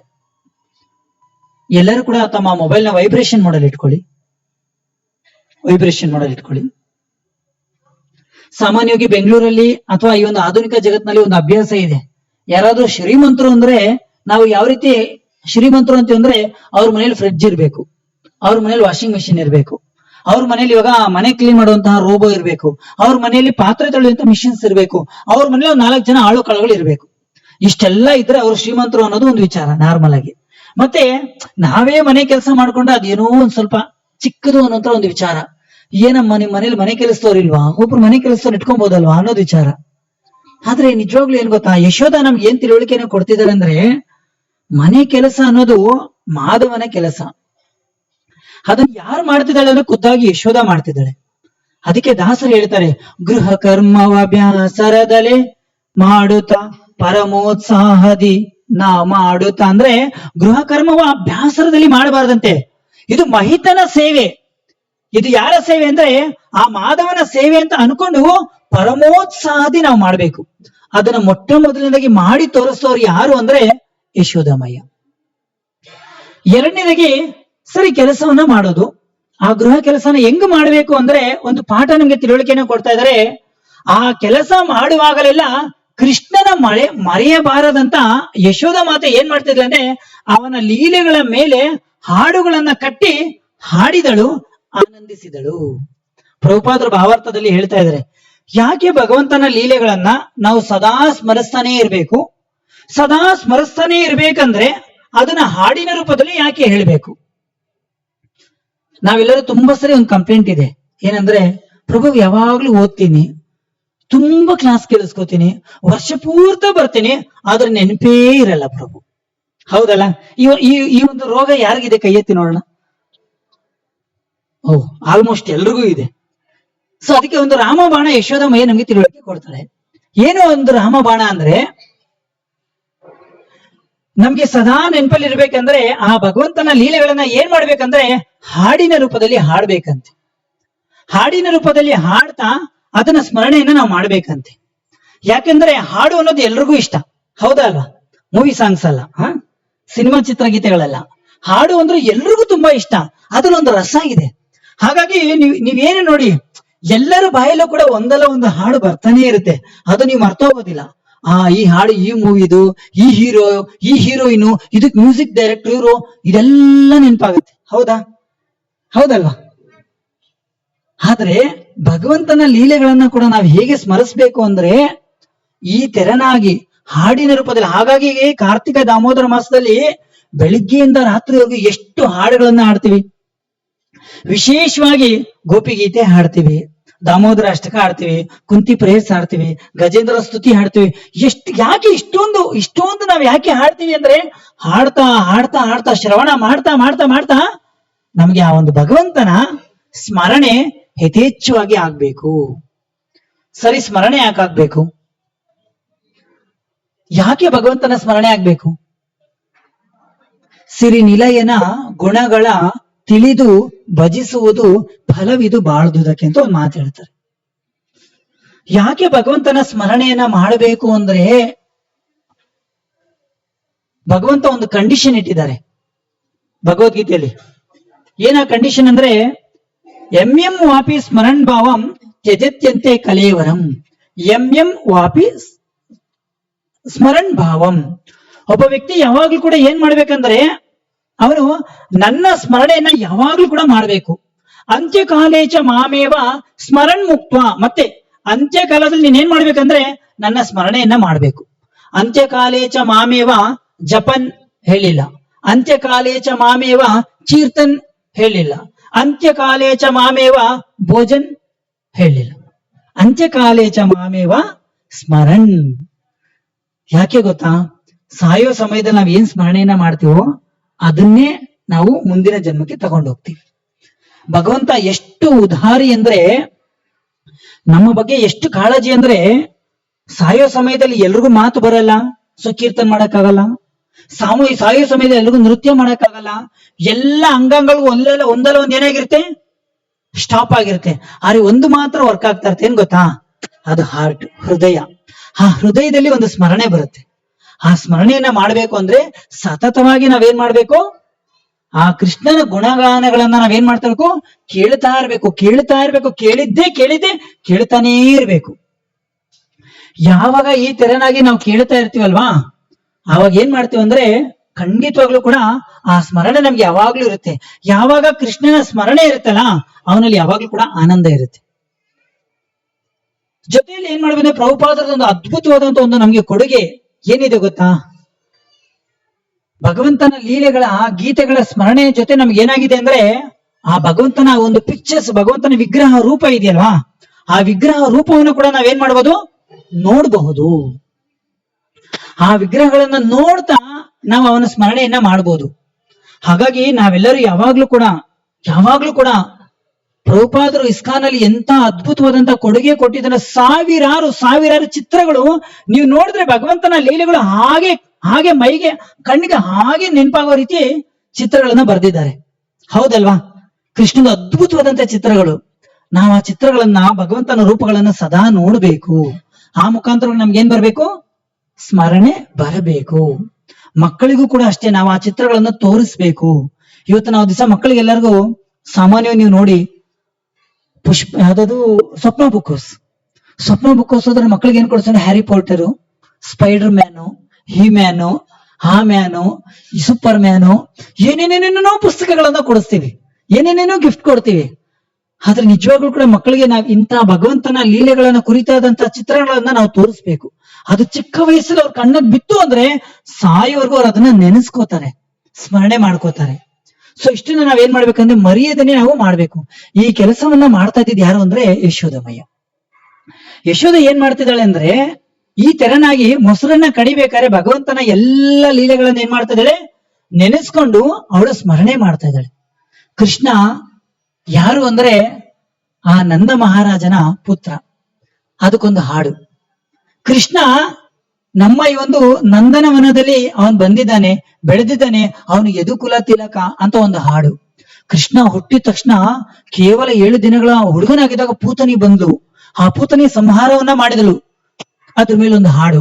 ಶಕಟಾಸುರನ ಸಂಹಾರ ಮಾಡಿದ್ರು, ಅದ್ರ ಮೇಲೊಂದು ಹಾಡು. ಕೃಷ್ಣ ಎಷ್ಟು ಚಿಕ್ಕ ಹುಡುಗ ಇದ್ದಾಗ ಆ ಒಂದು ವಿಶ್ವರೂಪ ದರ್ಶನವನ್ನ ತೋರಿಸಿದ್ರು, ಅದ್ರ ಮೇಲೊಂದು ಹಾಡು. ಇಷ್ಟೆಲ್ಲ ಹೇಳ್ತಾ ಕೃಷ್ಣ, ಏನಪ್ಪಾ ಈಗೆಲ್ಲ ನೀನು ಮಾಡ್ತಾ ಇದೆಯಲ್ಲ, ಏನು ಇದೆಲ್ಲ ಅಂತ ಅವನು ಬಾಲ ಲೀಲೆಗಳನ್ನ ಸ್ಮರಣೆ ಮಾಡ್ತಾ ಆ ಭಗವಂತನಲ್ಲಿ ಪ್ರಾರ್ಥನೆಯನ್ನ ಮಾಡ್ತಾ ಇದ್ದಾಳೆ. ನಾರಾಯಣನಲ್ಲಿ, ನೀನು ಕೃಷ್ಣನನ್ನು ಯಾವಾಗ್ಲೂ ಚೆನ್ನಾಗಿ ಕಾಪಾಡು. ಕೃಷ್ಣ ನೀನ್ ಏನಾಗ್ಬೇಕಂದ್ರೆ, ಇಷ್ಟೆಲ್ಲ ಹೇಳ್ತಾ ನಿನ್ನನ್ನು ಇಷ್ಟೆಲ್ಲ ಕಾಪಾಡಿದ್ದು ನಾರಾಯಣ, ಕೃಷ್ಣ ನೀನ್ ಏನಾಗ್ಬೇಕಂದ್ರೆ ಒಂದು ಒಳ್ಳೆ ನಾರಾಯಣನ ಭಕ್ತನಾಗ್ಬೇಕು ಅಂತ ಯಶೋದಮಯ್ಯ ಹಾಡಾಡ್ತಾ ಇದ್ದಾಳಂತೆ. ಕೊನೆಯದಾಗಿ ಏನ್ ಹೇಳ್ತಿದ್ದಾಳೆ ಯಶೋದ, ನೀನ್ ಒಳ್ಳೆ ವೈಷ್ಣವನಾಗ್ಬೇಕು ಕೃಷ್ಣ, ನೀನ್ ಒಳ್ಳೆ ಭಕ್ತನಾಗ್ಬೇಕು ಕೃಷ್ಣ, ಇಡೀ ಪ್ರಪಂಚ ಕೃಷ್ಣನ ಭಕ್ತರಾಗ್ಬೇಕು ಅಂತ ನಾವ್ ಅನ್ಕೊಂಡ್ರೆ, ಯಶೋದಮಯ್ಯ ಏನ್ ಹೇಳ್ತಾ ಇದ್ದಾಳೆ, ಕೃಷ್ಣ ನೀನು ನಾರಾಯಣನ ಶುದ್ಧ ಭಕ್ತನಾಗ್ಬೇಕು, ವೈಷ್ಣವನಾಗ್ಬೇಕು ಅಂತ. ಆದ್ರೆ ಕೃಷ್ಣ ವೈಷ್ಣವ ಆಗೋದೇ ಇಲ್ಲ ಅವನು. ಯಾಕಂದ್ರೆ ಕೃಷ್ಣ ಮಂಗಳಾರತಿಗೆ ಬರೋದೇ ಇಲ್ಲ. ಯಾಕಂದ್ರೆ ಕೃಷ್ಣ ಹುಟ್ಟಿದ ಮಧ್ಯರಾತ್ರಿ ಇಲ್ಲ, ಎದ್ದೊಳದ್ ಲೇಟು. ಕೃಷ್ಣ ಯಾವಾಗ್ಲೂ ಲೇಟ್. ಯಾವಾಗಾದ್ರು ಬೇಗ ಬಂದಿದಾರ? ದ್ರೌಪದಿ ವಸ್ತ್ರಾಭರಣ ಆಗೋರು ಬೇಗ ಬಂದಿಲ್ಲ. ಆಲ್ವೇಸ್ ಲೇಟ್, ಯಾವಾಗ್ಲೂ ಲೇಟ್ ಕೃಷ್ಣ. ಹಾಗಾಗಿ ನಾವು ಲೇಟಾಗಿ ಬರ್ತೀವಿ. ಯಾಕಂದ್ರೆ ಏವಂ ಪರಂಪರಾ ಪ್ರಾಪ್ತಂ, ನಮ್ಮ ಪರಂಪರೆಯಲ್ಲಿ ಕೃಷ್ಣ ಯಾವಾಗ್ಲೂ ಲೇಟ್ ಆಗೇ ಬರೋದು. ಕೃಷ್ಣ ಮಂಗಳಾರತಿಗೆ ಬರಲ್ಲ, ಯಾಕಂದ್ರೆ ಅವ್ನು ಹುಟ್ಟಿದ್ದೆ ಮಧ್ಯರಾತ್ರಿಯಲ್ಲಿ. ಹಾಗಾಗಿ ಭಾನುವಾರ ದಿವಸ ಮಂಗಳಾರತಿ ನಾವ್ ಎಷ್ಟು ಜನ ಇರ್ತೀವಿ ಅಂದ್ರೆ, ನಾವು 10 ಜನ ಮಾತ್ರ ಇರ್ತೀವಿ. ಮಿಗ್ದೋರ್ಲ ನಾವೆಲ್ಲ ಕೃಷ್ಣ ಫಾಲೋವರ್ಸ್. ಈ ಪ್ರಕಾರವಾಗಿ ಹಾಡನ್ನ ಹಾಡ್ತಾ ಇದ್ದಾಳೆ ಯಶೋದಮಯ್ಯ. ಇಷ್ಟೆಲ್ಲ ಹಾಡುಗಳನ್ನ ಹಾಡ್ತಾ ಮೊಸರನ್ನ ಕಡಿತಾ ಇದ್ದಾಳೆ. ಮೊಸರನ್ನ ಕಡಿತಾ ಇರ್ಬೇಕಂದ್ರೆ ನೆಕ್ಸ್ಟ್ ಯಶೋದಂಗೆ ಒಂದು ಚಿಂತನೆ ಬಂತಂದೆ, ಕೃಷ್ಣನ್ಗೆ ನಾನು ಏನೇ ಕೊಟ್ಟರು ಶ್ರೇಷ್ಠವಾಗಿರೋದನ್ನೇ ಕೊಡ್ಬೇಕು. ಯಾಕೆ ಅಂದ್ರೆ ಯಶೋದಾಗ ಒಂದು ಚಿಂತನೆ ಬಂದು, ಯಾಕೆ ಕೃಷ್ಣ ಬೆಳಗ್ಗೆ ಎದ್ದ ತಕ್ಷಣ ಇನ್ನೊಬ್ಬರ ಮನೆಗೆ ಬೆಣ್ಣೆ ಕದಿಯಕ್ಕೆ ಹೋಗ್ತಾ ಇದ್ದಾನೆ? ಏನು ಕಾರಣ? ನಮ್ಮನೆ ಹಾಲು ಚೆನ್ನಾಗಿಲ್ವಾ, ನಮ್ಮನೆ ಮೊಸರು ಚೆನ್ನಾಗಿಲ್ವಾ? ಹಾಗಾಗಿ ಕೃಷ್ಣನ್ಗೆ ಇವಾಗ ಏನ್ ಮಾಡ್ತಾನೆ, ಶ್ರೇಷ್ಠವಾದಂತಹ ಹಸುಗಳನ್ನ ಕರೆದು ಅದಕ್ಕೆ ಶ್ರೇಷ್ಠವಾದಂತಹ ಘಮಘಮಿಸುವಂತ ಹುಲ್ಲನ್ನ ಕೊಟ್ಟು ಅಲ್ಲಿ ಶ್ರೇಷ್ಠವಾದಂತಹ ಹಾಲನ್ನ ತೆಗೆದು ಆ ಹಾಲಿನಲ್ಲಿ ಮೊಸರನ್ನ ಮಾಡಿ, ಮೊಸರನ್ನ ಬೆಣ್ಣೆಯನ್ನ ತೆಗೆದು ಬೆಣ್ಣೆಯನ್ನ ಕೃಷ್ಣನ್ ಕೊಟ್ರೆ ಕೃಷ್ಣನ್ಗೆ ಇಷ್ಟವಾಗುತ್ತೆ ಅಂತ ಖುದ್ದಾಗಿ ನಿಂತದ್ಯಾರು? ಯಶೋದ. ನಮಗೇನ್ ಪಾಠ? ಕೃಷ್ಣನಿಗೆ ಏನೇ ಕೊಟ್ರು ಏನನ್ನು ಕೊಡ್ಬೇಕು ಹೇಳಿ? ಬೆಸ್ಟ್ ಕೊಡ್ಬೇಕು. ನಮಗೊಂದು ಅಭ್ಯಾಸ ಇದೆ, ಏನಾರು ಮನೆಯಲ್ಲಿ ವರ್ಷಾಗಿ ಮೂಲೆಯಲ್ಲಿದ್ರೆ ಅದು ಕೃಷ್ಣ ಕೊಡೋದೊಂದು ಅಭ್ಯಾಸ. ಯಾರಾದ್ರೂ ದೇವ್ರು ಕೊಡ್ಬೇಕಂದ್ರೆ ಹಳೇದ್ ಯಾವ್ದಾರು ಇದೆ ನೋಡ್ರಪ್ಪ, ಹಳೆ ಪಾತ್ರೆ, ಹಳೆ ಕಬ್ಬಣ ಏನಾದ್ರು ಇದ್ರೆ ಹಾಕ್ಬಿಡ್ರ. ಹೇಳ್ತಾ ಇದಾರೆ ಬೆಸ್ಟ್ ಏನ್ ಕೊಡ್ಬೇಕತ್ತಾ? ನಾವು ನಿಜವಾಗ್ಲೂ ಕೃಷ್ಣನ್ಗೆ ಬೆಸ್ಟ್ ಏನ್ ಕೊಡ್ಬೇಕಂದ್ರೆ ನಮ್ಮ ಚೇತನ, ನಮ್ಮ ಬುದ್ಧಿ, ನಮ್ಮ ಶಕ್ತಿ, ನಮ್ಮ ಹಣ, ನಮ್ಮ ಯೌವನ, ಪ್ರತಿಯೊಂದು ಕೂಡ ಕೃಷ್ಣನ್ಗೆ ಏನ್ ಕೊಡ್ಬೇಕು? ಬೆಸ್ಟ್ ಕೊಡ್ಬೇಕು. ಕೃಷ್ಣ ಅವಾಗ ವಾಪಸ್ ಮಾಡ್ತಾನೆ. ಅರ್ಥ ಆಗ್ತಿದೆಯಲ್ಲ? ಆ ಒಂದು ಪಾಠವನ್ನ ನಾವು ಇದರಲ್ಲಿ ಅರ್ಥವನ್ನ ಮಾಡ್ಕೋಬಹುದು. ಸೊ ಈ ಪ್ರಕಾರವಾಗಿ ಯಶೋಧ ಹೇಳ್ತಾ ಹೇಳ್ತಾ ಏನ್ ಮಾಡ್ತಾರೆ ಇವಾಗ? ಮೊಸರನ್ನ ಕಡಿತಾ ಇದ್ದಾಳೆ. ಯಶೋಧ ಮೊಸರನ್ನ ಕಡಿತಾ ಕಡಿತಾ ಏನ್ ಮಾಡ್ತಿದ್ದಾಳೆ? ಹಾಡನ್ನ ಹಾಡ್ತಾ ಇದ್ದಾಳೆ. ಯಾರ ಮೇಲೆ ಹಾಡು ಹೇಳ್ತಿದ್ದಾಳೆ? ಯಾವ್ದಕ್ಕೋಸ್ಕರ ಹಾಡ್ತಿದ್ದಾಳೆ ಯಾವಾಗ್ಲೂ ಕವಿತೆಗಳ ಮುಖಾಂತರ? ಯಾಕೆ? ಯಾವ್ದಕ್ಕೋಸ್ಕರ ಹಾಡನ್ನ ಕಟ್ಟಿ ಹಾಡ್ತಾ ಇದ್ದಾಳೆ? ಕೃಷ್ಣನನ್ನ ಮರಿಬಾರದು, ಒಂದು ಕ್ಷಣ ಕೂಡ ಕೃಷ್ಣನನ್ನ ಮರಿಬಾರದು. ಹಾಗಾಗಿ ಮರಿಬಾರ್ದಂದ್ರೆ ಹಾಡಿದ್ರೆ ಸ್ವಲ್ಪ ಈಸಿ ಅಲ್ವಾ? ಕೇಳ್ತಾ ಕೇಳ್ತಾ ಮಾಡ್ಬೋದು ಅನ್ನೋದು ವಿಚಾರ. ಈಗ ನೆಕ್ಸ್ಟ್ ಕತೆ ನೀವ್ ಹೇಳ್ಬೇಕು, ಸರಿನಾ? ಈಗ ಏನಾಗುತ್ತೆ ಅಂತ ನೆಕ್ಸ್ಟ್ ಕತೆ ನೀವ್ ಹೇಳ್ತೀರಾ, ಅದಾದ್ಮೇಲೆ ನೆಕ್ಸ್ಟ್ ಕತೆನ ನಾನು ಹೇಳ್ತೀನಿ. ಓಕೆನಾ? ಓಕೆ, ಇವಾಗ ಯಶೋಧ ಮೊಸರನ್ನ ಕಡಿತಾ ಇದ್ದಾಳೆ. ನೆಕ್ಸ್ಟ್ ಏನಾಯ್ತು? ಏನಾಯ್ತು? ಮಲ್ಗಂತ ಕೃಷ್ಣ ಏನಾದ್ರು ಎದ್ರು. ಆಮೇಲೆ ಅಮ್ಮನ ಹತ್ರ ಬಂದ್ರು ಹಾಲು ಬೇಕು ಅಂತ. ಆಮೇಲೆ ಯಶೋಧ ಮಯ್ಯ ಬೆಣ್ಣೆ ಕಡಿತಾ ಇದ್ಲು. ಆಮೇಲೆ ಏನ್ ಮಾಡಿದ್ಲು?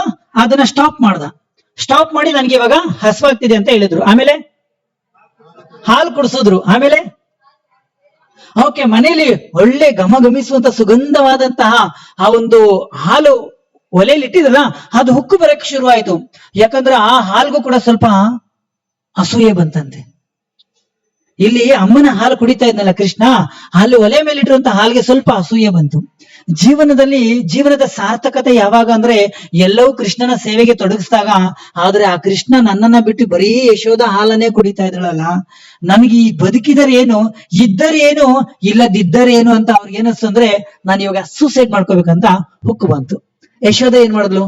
ಭಕ್ತರಲ್ವಾ, ಯಾರಿಗಾರು ನೋವಾದ್ರೆ ಬೇಜಾರಾಗುತ್ತಲ್ವಾ? ಏನ್ ಮಾಡಿದ್ಲು ಯಶೋಧ? ಪಕ್ಕಕ್ಕಿಟ್ರು, ಇಮಿಡಿಯೇಟ್ ಆಗಿ ಅಲ್ಲಿಗೆ ಹೋದ್ರು. ಆಮೇಲೆ ಏನಾಯ್ತು? ಕೃಷ್ಣ ಕೋಪ ಬಂತು. ಆಮೇಲೆ ಏನಾಯ್ತು? ಕೃಷ್ಣ ಹೇಳ್ದಲ್ಲ, ಇಷ್ಟು ಹಾಲ್ಗೋಸ್ಕರ ನನ್ನನ್ನ ಬಿಟ್ಟು ಇಷ್ಟು ಹಾಲ್ಗೋಸ್ಕರ ನೀ ಹೋಗಿದ್ಯಲ್ಲ, ತಗೋ ಇವಾಗ ನಾನೇನ್ ಮಾಡ್ತೇನೆ, ನೀನು 1 ತಿಂಗಳಿಂದ ಬೆಣ್ಣೆ ಕಡ್ದು ಎಲ್ಲ ಮನೆ ತುಂಬಾ ಇಟ್ಟಿದಲ್ಲ, ಅದನ್ನೆಲ್ಲ ಕೃಷ್ಣ ಏನ್ ಮಾಡಿದ್ರು ಇವಾಗ? ಎಲ್ಲ ಹೊಡೆದಾಕಿದ್ರು. ಆಮೇಲೆ ಏನಾಯ್ತು? ಅಮ್ಮ ವಾಪಸ್ ಬಂದ್ರು. ಆಮೇಲೆ ಅಮ್ಮಂಗೂ ಕೋಪ ಬಂತು. ಆಮೇಲೆ ಕೋಲ್ ಹಿಡ್ಕೊಂಡ್ರು. ಫಸ್ಟ್ ಹುಡ್ಕಿದ್ರು, ಅಟ್ಟಾಡ್ಸ್ಕೊಂಡ್ರು. ಫಸ್ಟ್ ಇವ್ರು ಎಲ್ಲಿದ್ದಾರೆ ಅಂತ ನೋಡಿದ್ರು. ಫಸ್ಟ್ ಬಂದ್ರು, ಮನೆಗ್ ಬಂದಿದ ತಕ್ಷಣ ನೋಡಿದ್ರು, ಮೂಗ್ ಮೇಲೆ ಕೈ ಇಟ್ಕೊಂಡ್ರು. ಗೊತ್ತಾಯ್ತು ಇದಕ್ಕೆ ಕೆಲಸ ಯಾರ್ದು? ಕೃಷ್ಣಂದೇ ಕೆಲಸ ಅಂತ. ಒಂದ್ ಕಡೆ ಕೋಪ, ಇನ್ನೊಂದ್ ಕಡೆ ಸ್ವಲ್ಪ ಆನಂದ. ನನ್ ಮಗ ಇಂಥ ತೀಟೆನೂ ಮಾಡ್ತಾನೆ ಅವನು ಅಂತ. ಆಮೇಲೆ ಏನ್ ಮಾಡಿದ್ರು ಅಂದ್ರೆ ಮೆಲ್ಲ ಹುಡ್ಕೊಂಡು ಹೋದ್ರು. ಕೃಷ್ಣ ಏನ್ ಮಾಡ್ತಿದ್ದ? ಅವನು ಬೆಣ್ಣೆ ತಿಂದು ಅವ್ರ ಮನೆ ಬೆಣ್ಣೆ ಅದೇನಂತಲ್ಲ, ಏನಂತಾರಲ್ಲ, ತಿಂದು ಮನೆಗೆ ಏನೋ ಅಂತಾರಲ್ಲ, ಆದ್ರೆ ಅವ್ರ ಮನೆಯಲ್ಲೇ ತಿಂದು ಅವ್ರ ಮನೆಯಲ್ಲೇ ಕದ್ದು ಜೊತೆಲಿ ಕೃಷ್ಣ ಕೋತಿಗಳು ಕೂಡ ತಿನ್ನಿಸ್ತಾ ಇದ್ರು. ಆಮೇಲೆ ಏನಾಯ್ತು? ಅಮ್ಮ ಹಿಂದೆಯಿಂದ ಮೆಲ್ಲಗೆ ಬಂದು ಕೃಷ್ಣನನ್ನ ಹಿಡಿಯಕ್ ಹೋದ್ರು. ಕೃಷ್ಣ ಏನ್ ಮಾಡ್ದ? ಹೊಡೋದ್ರು. ಸರಿನಾ? ಕೃಷ್ಣ ಹೊಡೆದ್ರು, ಅವರಿಂದ ಯಾರು ಹೊಡೆದ್ರು? ಯಶೋಧ. ನೆಕ್ಸ್ಟ್ ಏನಾಯ್ತು? ಕೃಷ್ಣ ಬೆಳಿಗ್ಗೆ ಶುರು ಮಾಡಿದ್ರು ನಾಗಲೋಟವನ್ನ. ಸರಿ, ದೀಪಾವಳಿ ಹಬ್ಬದ ದಿವಸ ಬೆಳಿಗ್ಗೆ ಎದ್ದು ಶುರು ಮಾಡಿದ್ರು. ಯಶೋಧನ ಶುರು ಮಾಡಿದ್ರು. ವಾಕಿಂಗ್, ಮಾರ್ನಿಂಗ್ ವಾಕಿಂಗ್ ಅಲ್ಲ ಇದು, ಜಾಗಿಂಗ್ ಕೂಡ ಅಲ್ಲ ಇದು, ಸರಿನಾ? ಇದು ಹೋಲ್ 24 ಅವರ್ಸ್. ಬೆಳಿಗ್ಗೆ 6 ಗಂಟೆಗೆ ಶುರು ಮಾಡೋದಕ್ಕೆ ಮತ್ತೆ ಸಾಯಂಕಾಲ 6 ಗಂಟೆಗೆ ಸಿಕ್ಕಿದ್ರು. ಕರೆಕ್ಟಾ? ಸಂಜೆ ಸಿಕ್ಕಿದ್ದು, ಸರಿನಾ? ಅಲ್ಲಿವರೆಗೂ ಇವ್ರು ಓಡ್ತಾವ್ರೆ, ಇವರಿಂದ ಇವ್ರು ಓಡ್ತಾ ಇದ್ದಾರೆ. ಇಬ್ರು ಓಡ್ತಾನೆ ಇದ್ದಾರೆ, ಮಿಕ್ದವರೆಲ್ಲ ನೋಡ್ತಾ ಇದ್ದಾರೆ. ಸರಿನಾ? ನಾವು ಕೇಳಿಸ್ಕೊತಾ ಇದೀವಿ. ಓಕೆ, ಆಮೇಲೆ ಏನಾಯ್ತು? ಅಂತೂ ಕೃಷ್ಣ ಯಶೋಧನ್ನ ನೋಡಿ, ಅವರ ಒಂದು ಪ್ರಯತ್ನವನ್ನ ನೋಡಿ ಸಿಕ್ಕಿಬಿದ್ದ. ಸಿಕ್ಕಿದ್ಮೇಲೆ ಏನಾಯ್ತು? ಎಲ್ಲಿ ಕಟ್ಟಾಕಿದ್ರು? ಹೊರಳಕಲ್ಲಿ ಕಟ್ಟಾಕಿದ್ರು. ತಕ್ಷಣ ಕಟ್ಟಾಕಿದ್ರ? ಆಗ್ಲಿಲ್ಲ. ಯಾಕಾಗಿಲ್ಲ? ಹಗ್ಗ ಶಾರ್ಟೇಜ್ ಬಂತು. 9 ಲಕ್ಷ ಹಸುಗಳೈತಂತೆ. ಯಾರ ಮನೆಯಲ್ಲಿ? ನಂದ ಮಹಾರಾಜನ ಮನೆಯಲ್ಲಿ 9 ಲಕ್ಷ ಹಸುಗಳು ಇದೆ.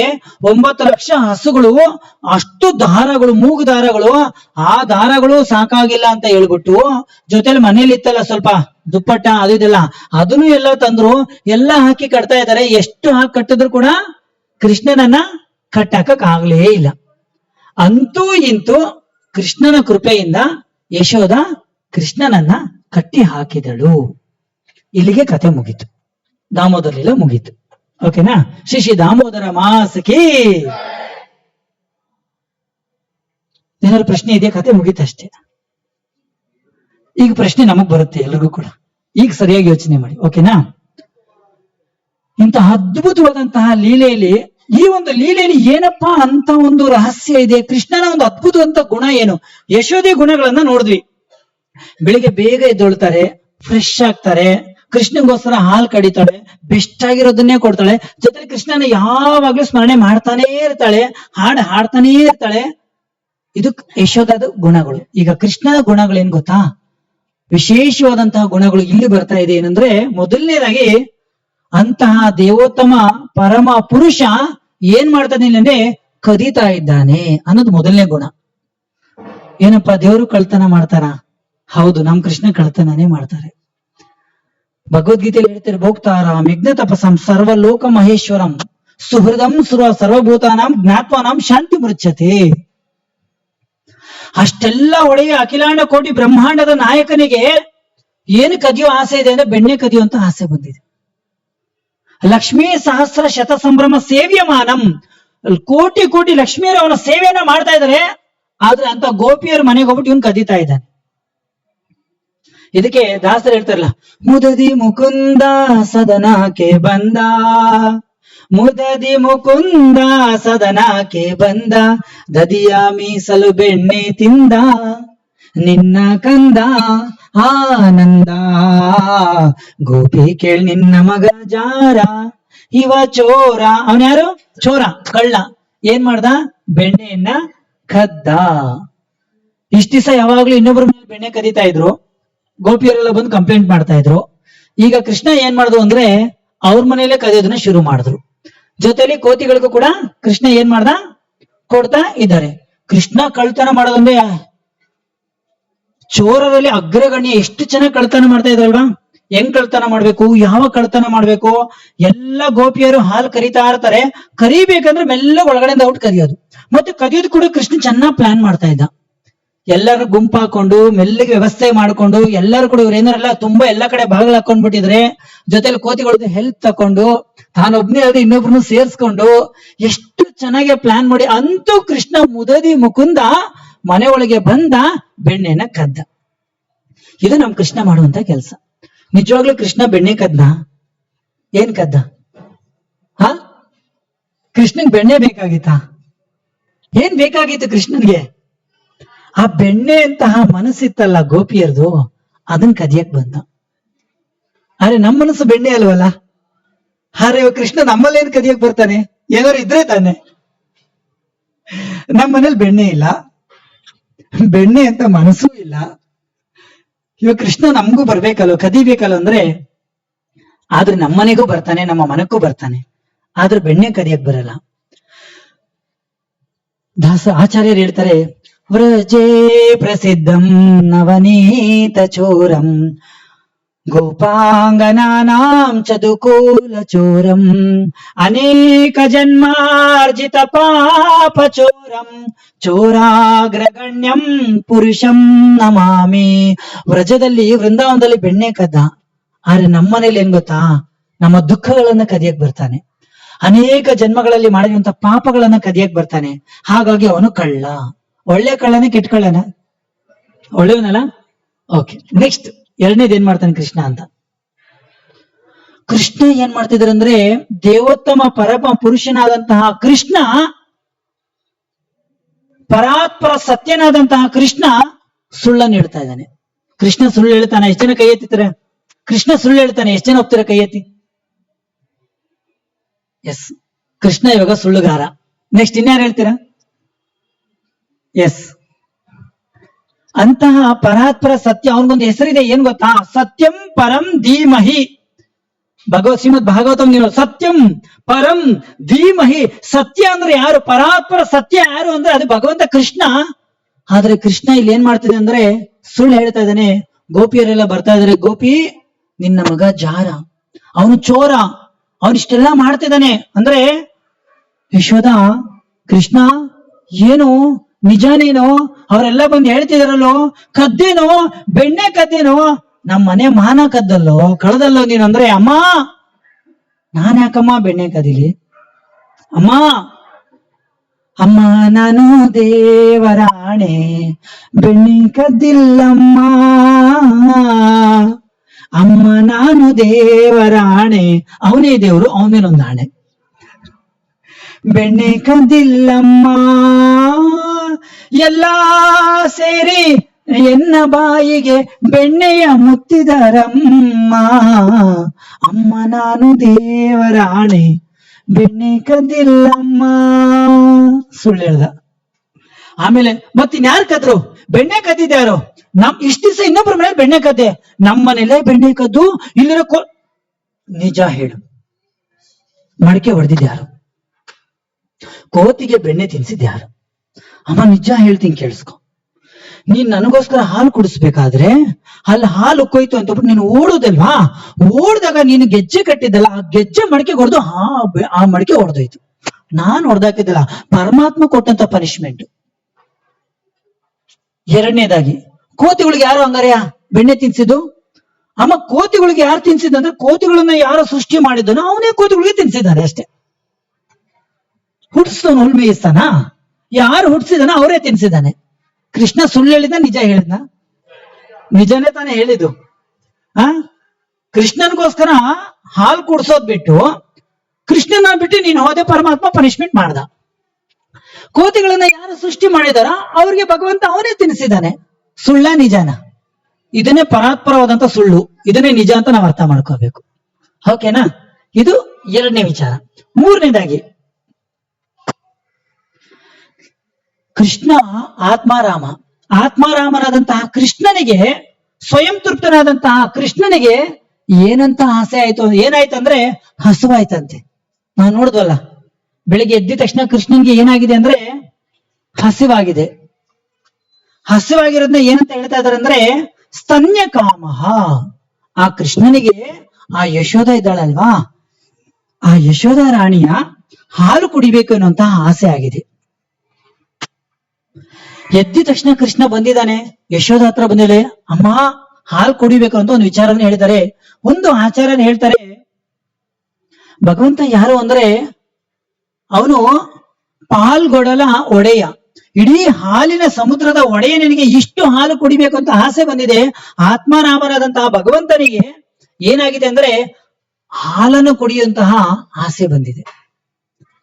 ಇದರ ಅರ್ಥ ಏನಂದ್ರೆ ಆ ಒಂದು ಯಶೋಧಮಯ್ಯ ಕೃಷ್ಣನನ್ನ ಮಗನಾಗಿ ಪಡಿಬೇಕು, ಅವನ ಸೇವೆ ಮಾಡ್ಬೇಕು ಅನ್ನೋ ಒಂದು ವಿಚಾರ ಇಟ್ಕೊಂಡಿದ್ಲಲ್ಲ, ಆ ವಿಚಾರಕ್ಕಾಗಿ ಆ ಒಂದು ಪ್ರೀತಿಯ ಹಾಲನ್ನ ಕುಡಿಯೋದಕ್ಕೋಸ್ಕರ ಅವನಿಗೆ ಹಸವಾಯ್ತೇ ವಿನಃ ಅವನಿಗೆ ನಿಜವಾಗ್ಲೂ ಕೂಡ ಹಸಿವು ಅನ್ನೋದು ಅವನಿಗೆ ಇಲ್ಲವೇ ಇಲ್ಲ ಅಂತ ಕೃಷ್ಣನನ್ನ ಯಶೋಧ ಏನ್ ಮಾಡಿದಾಳೆ? ಇಲ್ಲಿ ಹಾಲನ್ನ ಕುಡಿಸ್ತಾ ಇದ್ದಾಳೆ.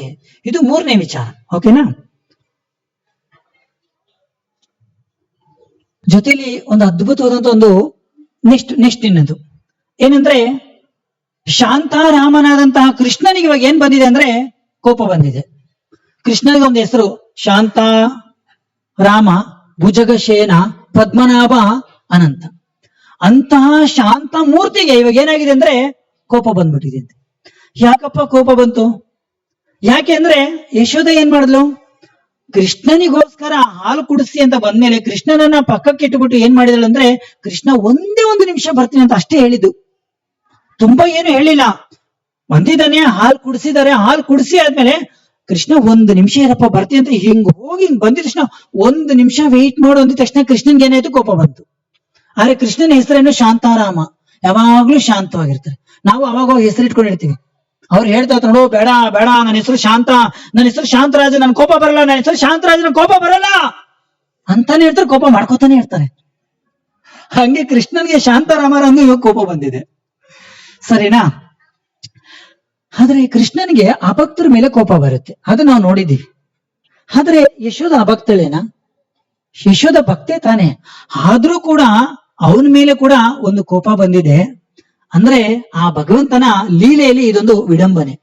ಇದರಲ್ಲಿ ಒಂದು ಪಾಠ ಇದೆ. ಅದರಲ್ಲೂ ಕೂಡ ಯಾವಾಗ ಯಶೋದ ಕೋಲನ್ನ ಹಿಡ್ಕೊಂಡು ಬರ್ತಾಳೆ ಕೋಪ ಮಾಡ್ಕೊಂಡು, ಅಲ್ವಾ? ಎಡಗೈಲಿ ಕೋಲನ್ನ ಹಿಡ್ಕೊಂಡು ಏನ್ ಮಾಡ್ತಾಳೆ?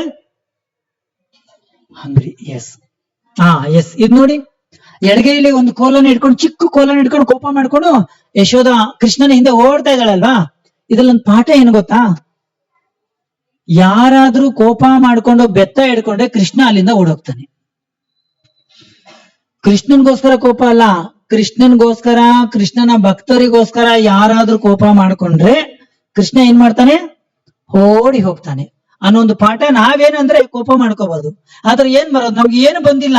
ಕೀರ್ತನೆ ಮಾಡಕ್ ಬರ್ತಾ ಬರಲ್ಲ, ಪ್ರಸಾದ ಮಾಡಕ್ ಬರ್ತಾ ಬರಲ್ವಾ, ಡೈಲಿ ಓದಕ್ ಬರ್ತಾ ಬರಲ್ಲ, ಕೋಪ ಬರುತ್ತೆ, ಯಾವಾಗ್ಲೂ ಬರುತ್ತೆ ಪ್ರಭು. ಅದೇ ನನ್ನ ಸಮಸ್ಯೆ. ಏನ್ ಮಾಡ್ಬೇಕಂದ್ರೆ ಆ ಕೃಷ್ಣ ಇದನ್ನಲ್ವಾ, ಆ ಕೃಷ್ಣನ ಲೀಲೆಗಳನ್ನ ಯಾವಾಗ್ಲೂ ನಾವು ಕೇಳ್ಬೇಕು. ಐದನೇದಾಗಿ ಕೃಷ್ಣ ಕಾಲರೂಪನಾದಂತಹ ಕೃಷ್ಣ ಇವಾಗ ಏನಾಗಿದೆ ಅಂದ್ರೆ ಭಯಭೀತನಾಗಿದ್ದಾನೆ. ಕಾಲರೂಪನಾದಂತಹ ಕೃಷ್ಣ ಇವಾಗ ಏನಾಗಿದ್ದಾನೆ? ಭಯಭೀತ. ಕಾಲರೂಪ ಅಂದ್ರೆ ಈಗ ಭಯ ಅಂದ್ರೆ ಏನ್ ಗೊತ್ತಾ? ಇಡೀ ಭಯದ ಮೂರ್ತಿವೆತ್ತ ರೂಪ ಯಾರು? ಭಯ ಅಂದ್ರೆ ಯಾರು? ಭಯಕ್ಕೆ ಅಧಿದೇವತೆ ಯಾರು? ಯಮಧರ್ಮರಾಜ. ಅಂತಹ ಯಮಧರ್ಮರಾಜ ಯಾರಿಗೆ ಭಯ ಪಡ್ತಾನೆ ಅಂದ್ರೆ ಭಗವಂತನಿಗೆ ಭಯ ಪಡ್ತಾನೆ. ನಮ್ಮಲ್ಲಿ ಜೀವನದಲ್ಲಿ ನೋಡಿ, ಭಯ ಅಂದ್ರೆ ಇನ್ನೊಂದು ರೂಪ ಕಾಲ. ಯಾಕಂದ್ರೆ ನಾವೆಲ್ಲರೂ ಕೂಡ ಆ ಒಂದು ಕಾಲದಕ್ಕೆ ನಾವೇನ್ ಮಾಡ್ತೀವಿ? ಭಯ ಪಡ್ತೀವಿ. ಕಾಲ ಎಲ್ಲರನ್ನ ಭಯ ತರುತ್ತೆ. ಆಹಾರ, ನಿದ್ರಾ, ಭಯ, ಮೈಥುನ. ಆಹಾರ ಎಷ್ಟೊತ್ತು ಊಟ ಮಾಡ್ತೀರಾ? 3 ಟೈಮ್, ಹೌದಲ್ವ? ನಿದ್ದೆ ಎಷ್ಟು ಅವರ್ ಮಾಡ್ತೀರಾ? 8 ಅವರ್ ಮ್ಯಾಕ್ಸಿಮಮ್. ಭಯ ಪದಂ ಯದ್ವಿಪದಂ ನ, ಹೆಜ್ಜೆ ಹೆಜ್ಜೆಗೂ ಏನಿರುತ್ತೆ? ನಮ್ಗೆ ಭಯ ಇರುತ್ತೆ. ಅಂತಹ ಭಯ, ಆ ಇಡೀ ಭಯ ಎಲ್ಲವನ್ನೂ ಒಟ್ಟಿಗೆ ಸೇರಿದ್ರೆ ಆ ಭಯದ ಮೂರ್ತಿವೆತ್ತ ರೂಪ ಕೃಷ್ಣನನ್ನ ನೋಡಿ ಭಯ ಪಡುತ್ತೆ. ಆದ್ರೆ ಆ ಒಂದು ಕೃಷ್ಣ ಇವಾಗ ಏನ್ ಮಾಡಿದಾನೆ ಅಂದ್ರೆ ಯಶೋಧ ಕೈಯಲ್ಲಿರುವಂತ ಚಿಕ್ಕ ಕೋಲನ್ನು ನೋಡಿ ಭಯಭೀತನಾಗಿದ್ದಾನೆ. ಎಂತ ವಿಡಂಬನೆ ಇದು! ಎಂತ ವಿರೋಧಾಭಾಸ ಅಲ್ವಾ? ದಾಸರು ಹೇಳ್ತಾರಲ್ಲ, ಕಾಲ ಯಾರಪ್ಪ ಅಂದ್ರೆ ಕಾಲಾಂತರ್ಗತ, ಕಾಲ ನಿಯಾಮಕ, ಕಾಲಾತೀತ, ತ್ರಿಕಾಲಜ್ಞ, ಕಾಲ ಪ್ರವರ್ತಕ, ಕಾಲ ನಿವರ್ತಕ, ಕಾಲೋತ್ಪಾದಕ, ಕಾಲ ರೂಪ, ತವ ದಾಸೋಹಂ ದಾಸೋಹಂ. ಅಂತಹ ಕಾಲರೂಪನಾದಂತಹ ಭಗವಂತನಿಗೆ ನಾವೆಲ್ಲರೂ ದಾಸರಾದ್ರೆ ಆ ಕೃಷ್ಣ ಯಶೋದೆ ಕೈಯಲ್ಲಿ ಚಿಕ್ಕ ಕೋಲನ್ನ ನೋಡ್ಕೊಂಡು ಭಯಭೀತನಾಗಿದ್ದಾನೆ. ಇದನ್ನ ನಾವು ದಾಮೋದರ ಅಷ್ಟಕಂನ 2ನೇ ಪ್ಯಾರಾದಲ್ಲಿ ನಾವು ಇದನ್ನ ಕೇಳಿಸ್ಕೋತೀವಲ್ವಾ? 3ನೇದಾಗಿ ನೆಕ್ಸ್ಟ್ 5ನೇ ವಿಚಾರ. 5ನೇದಾಯ್ತಲ್ಲ, 6ನೇದಾಗಿ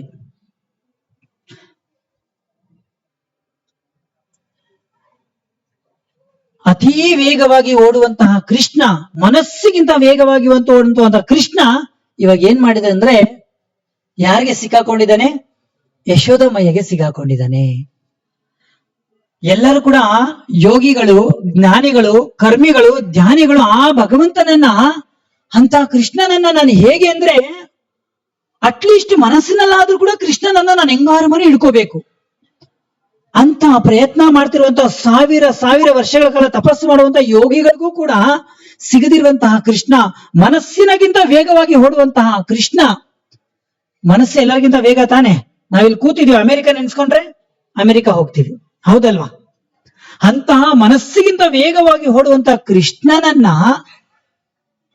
ಯಾವ ಯೋಗಿಗಳು, ಧ್ಯಾನಿಗಳು ವರ್ಷಾನುಗಟ್ಲೆ ಏನೇನೋ ತಪಸ್ಸುಗಳನ್ನ ಮಾಡಿ ಅವನನ್ನ ಅಟ್ಲೀಸ್ಟ್ ಸ್ವಲ್ಪ ಸ್ಮರಣೆ ಮಾಡಬೇಕು ಅನ್ನುವಂತಹ ಕೃಷ್ಣನನ್ನ ಯಶೋದಮಯ್ಯ ಏನ್ ಮಾಡಿದಾಳೆ? ಹಿಡಿದಿದ್ದಾಳೆ, ಕಟ್ಟಾಕಿದ್ದಾಳೆ. ಹೇಗೆ ಇದು ಸಾಧ್ಯ? ಹೇಗೆ ಇದು ಸಾಧ್ಯ ಆಗ್ಬೋದು ಹೇಳ್ಬೋದು ಯಾರಾದ್ರೂ?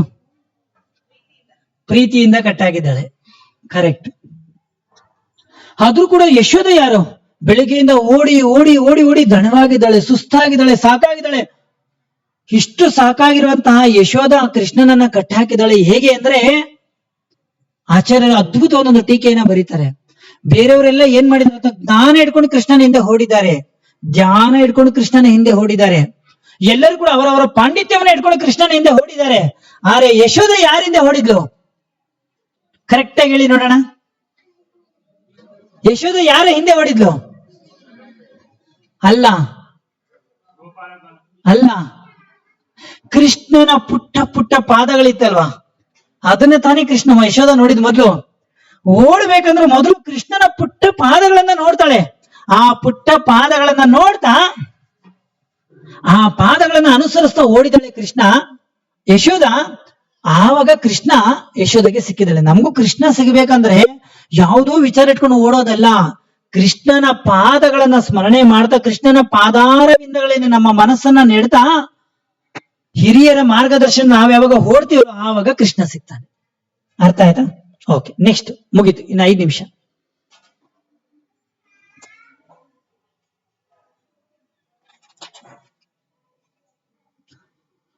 ಏಳನೇ ವಿಚಾರ ಏನ್ ಗೊತ್ತಾ? ಸಚ್ಚಿದಾನಂದ ವಿಗ್ರಹ. Thank you. ಇನ್ನು 10 ನಿಮಿಷ ಸಮಯ ಇದೆ ಅಂತೆ. ಇನ್ನು 10 ನಿಮಿಷ ಸಮಯ ಇದೆ. ಸಚ್ಚಿದಾನಂದ ಆದಂತಹ ವಿಗ್ರಹ, ಸತ್ ಚಿತ್ ಆನಂದ, ಸದಾ ಆನಂದದ ಮೂರ್ತಿ ವ್ಯಕ್ತ ರೂಪ, ಯಾವಾಗ್ಲೂ ನಗ್ತಾ ಇರುವಂತ ವ್ಯಕ್ತಿ ಒಬ್ಬನೇ ಪ್ರಪಂಚದಲ್ಲಿ. ಯಾರು ಹೇಳಿ? ಸದಾ ಕಾಲ, ಸರ್ವದಾ ಕಾಲ ಯಾವಾಗ್ಲೂ ನಗ್ತಾ ಇರುವಂತ ಒಬ್ಬನೇ ವ್ಯಕ್ತಿ ಪ್ರಪಂಚದಲ್ಲಿ ಯಾರು ಅಂದ್ರೆ ಅದು ಕೃಷ್ಣ. ಆದ್ರೆ ಕೃಷ್ಣ ಇವಾಗ ಏನ್ ಮಾಡ್ತಾ ಇದ್ದಾನೆ ಅಂದ್ರೆ ಅಳ್ತಾ ಇದ್ದಾನೆ. ನೋಡಿ, ಕೃಷ್ಣ ಅಳ್ತಾ ಇದ್ದಾನೆ. ಯಾಕೆ ಅಳ್ತಾ ಇದ್ದಾನೆ? ಹೆಂಗ್ ಅಳ್ತಾ ಇದ್ದಾನೆ ನೋಡಿ. ಕೃಷ್ಣ ಬೆಳಿಗ್ಗೆ ಎದ್ದಾಗಿಂದ, ಕೃಷ್ಣ ಎದ್ದ ಅಮ್ಮ ಹಾಲು ಬೇಕು ಅಂತ ಅತ್ತ, ಅಮ್ಮನ ಹತ್ರ ಹೋದ್ರು, ಅಮ್ಮ ಹಾಲು ಕುಡಿಸೋ ಪಕ್ಕದಲ್ಲಿ ಇಟ್ರು. ಆವಾಗ ಅತ್ತ ಹತ್ಕೊಂಡೇ ಹೋದ್ರು. ಅಲ್ಲಿರುವಂತ ಬೆಣ್ಣೆ ಮೆಣಕೆಗಳನ್ನೆಲ್ಲ ಹೊಡೆದ್ರು, ಕೋತಿಗಳಿಗೆ ತಿನ್ನಿಸಿದ್ರು. ಅದಾದ್ಮೇಲೆ ಅಮ್ಮ ಹಿಂದೆ ಓಡ್ ಬಂದ್ರು. ಆವಾಗ್ಲೂ ಅತ್ತ, ಓಡ್ತಾ ಓಡ್ತಾ ಅತ್ತ. ಆಮೇಲೆ ಅಮ್ಮ ಹಿಡ್ಕೊಂಡು ಕಟ್ಟಾಕೋಕ್ ಹೋಗ್ತಾರೆ. ಆವಾಗ್ಲೂ ಕೃಷ್ಣ ಬೆಳಿಗ್ಗೆಯಿಂದ ರಾತ್ರಿವರೆಗೂ ಅಳ್ತಾನೇ ಇದ್ದಾನೆ. ಆಕ್ಚುಲಿ ಇದನ್ನ ಫೆಸ್ಟಿವಲ್ ಆಫ್ ಲೈಟ್ಸ್ ಅಲ್ಲ, ಇದು ಫೆಸ್ಟಿವಲ್ ಆಫ್ ಕ್ರೈಯಿಂಗ್ ಇದು ಅಂತ. ಬೇಕಾದ್ರೆ ಭಗವಂತ ಅಳ್ತಾನೆ ಇದ್ದಾನೆ, ದಿನಪೂರ್ತಿ ಅಳ್ತಾನೆ ಇದ್ದಾನೆ. ಆದ್ರೆ ಆ ಭಗವಂತನ ಹೆಸರೇನಂದ್ರೆ ಸಚ್ಚಿದಾನಂದ. ಅವನು ಅಳೋಂತ ವ್ಯಕ್ತಿನೇ ಅಲ್ಲ, ಅವನು ಯಾವಾಗ್ಲೂ ನಗತಾನೇ ಇರ್ತಾನೆ. ಪ್ರಪಂಚದಲ್ಲಿ ಯಾವ್ದಾದ್ರು ನೀವು ಭಗವಂತನನ್ನ ಅಳ್ತಾ ಇರುವಂತ ಭಗವಂತ ನೀವೆಲ್ಲರೂ ನೋಡಿದ್ದೀರಾ? ಭಗವಂತನ ವಿಗ್ರಹಗಳು ಶ್ರೀಲ ಪ್ರಭುಪಾದರು ಸಾವಿರಾರು ದೇವಸ್ಥಾನಗಳನ್ನ ಇವತ್ತು ನಿರ್ಮಾಣ ಮಾಡಿದ್ದಾರೆ. ನಮ್ಮ ಕೃಷ್ಣ ಎಷ್ಟು ಚೆನ್ನಾಗಿ ಹಸನ್ಮುಖಿಯಾಗಿ ನಗುತ್ತಾ ಇದ್ದಾನೆ. ಈ ಪ್ರಕಾರವಾಗಿ ಭಗವಂತ ಎಲ್ಲ ಕಡೆ ಅವನ ನಗುಮುಖ ನೋಡಿ ನಾವೆಲ್ಲರೂ ಕೂಡ ಏನಾಗಿದ್ದೀವಿ? ಮೈ ಮರ್ತಿದ್ದೀವಿ. ಅಂತ ನಗುವಂತಹ ಆನಂದ ರೂಪನಾದಂತಹ ಕೃಷ್ಣ ಇವಾಗ ಏನ್ ಮಾಡ್ತಿದ್ದಾನೆ? ಅಳ್ತಾ ಇರುವಂತ ಕೃಷ್ಣ ನಾವೇನ್ ಮಾಡ್ತಾ ಇದ್ದೀವಿ? ಆರತಿ ಮಾಡ್ತಾ ಇದೀವಿ. ಪ್ರಪಂಚದಲ್ಲಿ ಫಾರಿನ್ ಅಲ್ಲಿ ಒಬ್ರು ಕೇಳಿದ್ರಂತೆ, ನಿಮ್ ಭಗವಂತ ಇಲ್ಲಿ ಅಳ್ತಾ ಇದ್ದಾನೆ, ನೀವ್ ಹೇಳಿದ್ರಿ ತುಂಬಾ ದುಃಖ ಇದ್ದಾಗ, ತುಂಬಾ ಬಾಧೆ ಆದಾಗ ಭಗವಂತನ ಹತ್ರಕ್ ಬನ್ನಿ, ನಿಮ್ ಬಾಧೆ ಎಲ್ಲ ಹೋಗ್ಬಿಡುತ್ತೆ ಅಂತ ಹೇಳಿದ್ರಿ, ನಿಮ್ ಭಗವಂತನೇ ಅಳ್ತಾ ಇದ್ದಾನೆ, ನನ್ನ ಅಳುವನ್ನು ತೀರಿಸ್ತಾನೆ ಅಂದ್ರೆ ಹೌದಲ್ವಾ? ಹೌದು, ನಮ್ ಭಗವಂತ ಹಂಗೇನೇನೆ, ಅವನು ಅಳ್ತಾನೆ. ಆದ್ರೆ ಇನ್ನೊಬ್ಬರ ದುಃಖವನ್ನು ಅವನೇನ್ ಮಾಡ್ತಾನೆ? ದೂರ ಮಾಡ್ತಾನೆ. ಸೊ ಇಂತಹ ಭಗವಂತ ನಮ್ಮ ದಾಮೋದರ. ಸೊ ಯಾವಾಗ್ಲೂ ನಗುವಂತಹ ಭಗವಂತ ಇವತ್ತು ನಮ್ಮ ಮುಂದೆ ಏನ್ ಮಾಡ್ತಾ ಇದ್ದಾನೆ? ಅಳ್ತಾ ಇದ್ದಾನೆ. ಅಳುವಂತೆ ಮಾಡದಂತೆ ಮಾಡಿದ್ಯಾರು? ಯಶೋಧ. ಮೂವಿಯಲ್ಲಿ ಮೇನ್ ಹೀರೋಯಿನ್ ಯಾರು? ಯಶೋಧ. ಸರಿನಾ?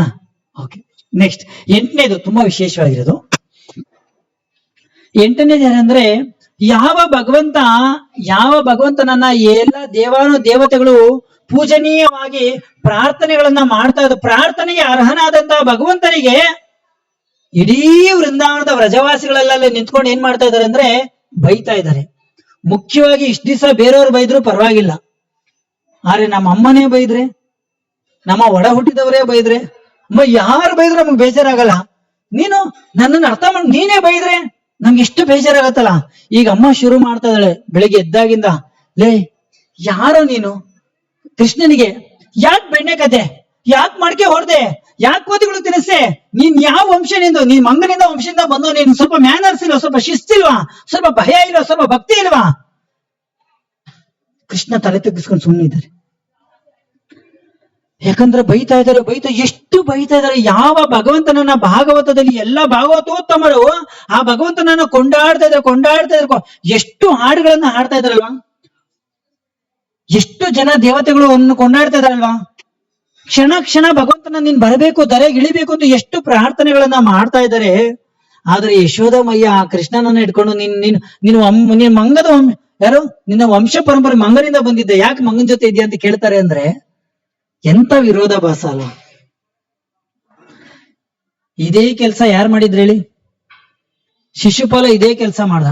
ಕೃಷ್ಣ ನೀನ್ ಕಳ್ಳ, ಕೃಷ್ಣ ನೀನ್ ಚೋರ, ಕೃಷ್ಣ ನೀನ್ ರಣಚೋರ ಬೈದ ಬೈದ ಬೈದ. ಕೃಷ್ಣ ಏನ್ ಮಾಡಿದ್ರು? ತಲೆ ತೆಗೆಸ್ಕೊಂಡಿದ್ರಾ? ಏನ್ ಮಾಡಿದ್ರು? ಅವನ ಶಿರಚ್ಛೇದನವನ್ನ ಮಾಡಿದ್ರು. ಅದೇ ಕೃಷ್ಣ ಯಶೋದ ಬೈತಾ ಇದ್ರೆ ತಲೆ ತೆಗೆಸ್ಕೊಂಡಿದ್ದಾನೆ. ಅದಕ್ಕೆ ಈ ಒಂದು ಲೀಲೆಯಲ್ಲಿ ಭಗವಂತ ಏನನ್ನು ತೋರಿಸ್ತಾ ಇದ್ದಾನೆ? ಭಗವಂತ ಭಕ್ತ ಪರಾಧೀನ ಅನ್ನೋದನ್ನ ನಮ್ಗಿಲ್ಲಿ ಅರ್ಥವನ್ನ ಮಾಡಿಸ್ತಾ ಇದ್ದಾರೆ. ಓಕೆನಾ? ನೆಕ್ಸ್ಟ್ 8ನೇದಾಯ್ತು. 9ನೇದು, ನಿಜವಾದ ನ್ಯಾಯಾಧೀಶ ಪ್ರಪಂಚದಲ್ಲಿ ಯಾರು ಅಂದ್ರೆ ಅದು ಕೃಷ್ಣ. ಯಾರಾದ್ರೂ ತಪ್ಪು ಮಾಡಿದ್ರೆ ಭಗವಂತ ಏನ್ ಮಾಡ್ತಾನೆ? ಎಲ್ಲರಿಗೂ ಕೂಡ ಇವ್ರು ಮಾಡಿರುವಂತ ಎಲ್ಲಾ ತಪ್ಪಿಗೂ ಕೂಡ ಶಿಕ್ಷೆ ಕೊಡೋದು ಯಾರು ಅಂದ್ರೆ ಭಗವಂತ, ನಿಜವಾದ ನ್ಯಾಯಾಧೀಶ. ಆದ್ರೆ ಅಂತ ಭಗವಂತ ಅಮ್ಮ ಕೊಡುವಂತ ಇವಾಗ ಜಡ್ಜ್ಮೆಂಟ್ ಮುಂದೆ ನಿಂತ್ಕೊಂಡಿದ್ದಾನೆ. ಈಗ ಅಮ್ಮ ಎಲ್ಲ ನೋಡಿ, ಎಷ್ಟು ಅಫೆನ್ಸ್ ಮಾಡಿದ್ಯಾ ಕೃಷ್ಣ ನೀನು? ಬೆಳಿಗ್ಗೆ ಎದ್ದಿದ್ಯಾ, ಮಡಿಕೆ ಹೊಡೆದಿದ್ಯಾ, ಬೆಣ್ಣೆ ಕದ್ದಿದ್ಯಾ, ಓಡೋಗಿದ್ಯಾ, ನನ್ನನ್ನು ಸುಸ್ತು ಮಾಡಿದ್ಯಾ, ಓಡಾಡಿಸ್ತಾನೆ ಇದೆಯಾ, ಕೋತಿಗಳು, ಇಷ್ಟೆಲ್ಲ ಅಫೆನ್ಸ್ ಮಾಡುವಂತ ನಿನಗೆ ಏನ್ ಶಿಕ್ಷೆ ಕೊಡ್ಬೇಕು? ಗೋಪಿಯರೆಲ್ಲ ಸೇರ್ಕೊಂಡ್ರು, ಅಮ್ಮ ಕೊಡಮ್ಮ ಶಿಕ್ಷೆ. ಎಂತ ಶಿಕ್ಷೆ ಕೊಡ್ಬೇಕಂದ್ರೆ ನಮಗೂ ಅಯ್ಯೋ ಅನ್ಸಿದಾನೆ, ನಿಮ್ಗೂ ಅಯ್ಯೋ ಅನ್ಸಿದಾನೆ, ಶಿಕ್ಷೆ ಭಯಂಕರವಾಗಿರ್ಬೇಕು. ಆದ್ರೆ ಯಾವ ಭಗವಂತ ಎಲ್ಲರಿಗೂ ಕೂಡ ಶಿಕ್ಷೆ ಕೊಡುವಂತ ಭಗವಂತ ಇವತ್ತು ನೀವೆಲ್ಲ ಹೇಳ್ತಾ ಇದ್ರೆ ಏನ್ ಶಿಕ್ಷೆ ಕೊಡ್ತಾರ ಕೊಡ್ರಿ, ನಾನು ಅದನ್ನ ಒಪ್ಕೋತೀನಿ ಅಂತ ತಲೆ ತಗ್ಸಿದಾನೆ. ಅಂದ್ರೆ ಆ ತಲೆ ತಗ್ಗಿಸಿ ಆಮೇಲೆ ಶಿಕ್ಷೆ ಕೊಟ್ಟಿದ್ದಾರೆ. ಏನು ಅಂದ್ರೆ ಅವನನ್ನ ಕಟ್ಟಾಕುವಂತಹ ಶಿಕ್ಷೆ, ಪನಿಷ್ಮೆಂಟ್. ಇದು 9ನೇದು. ಕೊನೆಯದಾಗಿ 10ನೇದು, ಸರ್ವ ದೇಶ ವ್ಯಾಪ್ತನಾದಂತಹ, ಸರ್ವಕಾಲ ವ್ಯಾಪ್ತನಾದಂತಹ ಭಗವಂತ ಇವಾಗ ಏನಾಗಿದ್ದಾನೆ ಅಂದ್ರೆ ಕಟ್ಟ ಕಡೆದಾಗಿ ಬಂಧನಕ್ಕೆ ಒಳಗಾಗಿದ್ದಾನೆ. ಸರ್ವ ದೇಶ ವ್ಯಾಪ್ತ, ಸರ್ವಕಾಲ ವ್ಯಾಪ್ತ. ಹಂಗಂದ್ರೆ ಏನ್ ಗೊತ್ತಾ? ಭಗವಂತ ಯಾರು ಅಂದ್ರೆ ಅತ್ರ ತತ್ರ ಸರ್ವತ್ರ ಸರ್ವದಾ, ಸರ್ವಾಧಾರ, ಸರ್ವಾಕಾರ, ಸರ್ವೇಶ್ವರ, ಸರ್ವಪಾಲಕ, ಸರ್ವ ನಿಯಾಮಕ, ಸರ್ವ ಪ್ರವರ್ತಕ, ಸಚ್ಚಿದಾನಂದ ರೂಪ ಭಗವಂತ, ಎಲ್ಲ ಕಡೆ ಇರುವಂತಹ ಭಗವಂತ, ವಿಶ್ವರೂಪ ತೋರಿಸಿದಂತಹ ಭಗವಂತ, ವಾಮನನಾಗಿ ಬಂದಂತಹ ಭಗವಂತ, ತ್ರಿವಿಕ್ರಮನಾಗಿ ನಿಂತಹ ಭಗವಂತನನ್ನ, ಇಷ್ಟೊಂದು ಅಗಾಧವಾದಂತಹ ಭಗವಂತನನ್ನ ಯಶೋದ ಒಂದು ಹಗ್ಗ ತಗೊಂಡು ಏನ್ ಮಾಡಿದಳೆ ಅಂದ್ರೆ ಕಟ್ಟಾಕಿದ್ರು. ಹೆಂಗೆ ಸಾಧ್ಯ? ಮೊಬೈಲ್ನ ಕಟ್ಟಾಕ್ಬೋದು, ನಮ್ಮನ್ನ ಕಟ್ಟಾಕ್ಬೋದು, ಹಸುನ ಕಟ್ಟಾಕ್ಬೋದು, ಹೌದಾ? ಆದ್ರೆ ವಿಶ್ವರೂಪನ ಕಟ್ಟಾಕಕ್ಕಾಗತ್ತ ನಿಮ್ ಕೈಲಿ? ಆದ್ರೆ ಅಂತ ವಿಶ್ವರೂಪ ಎತ್ತಿರುವಂತಹ ಭಗವಂತನನ್ನು ಕೂಡ ಏನ್ ಮಾಡಿದಾಳೆ ಯಶೋದೆ ಅಂದ್ರೆ ಕಟ್ಟಾಕಿದ್ದಾಳೆ. ಇದೇ ಒಂದ್ಸರಿ ಕೃಷ್ಣನನ್ನ ಕಟ್ಟಾಕ್ಬೇಕಂತ ಟ್ರೈ ಮಾಡಿದವ್ರು ಯಾರು ಹೇಳಿ? ಯಾರು? ದುರ್ಯೋಧನ. ಅಸ್ತ್ರಬಲ, ಶಸ್ತ್ರಬಲ, ದೇಹಬಲ, ಭುಜಬಲ, ಹಣಬಲ, ಜನಬಲ, ಇಡೀ ಜನ ಸೇರ್ಕೊಂಡು ಕಟ್ಟಾಕಕ್ ಹೋದ್ರು.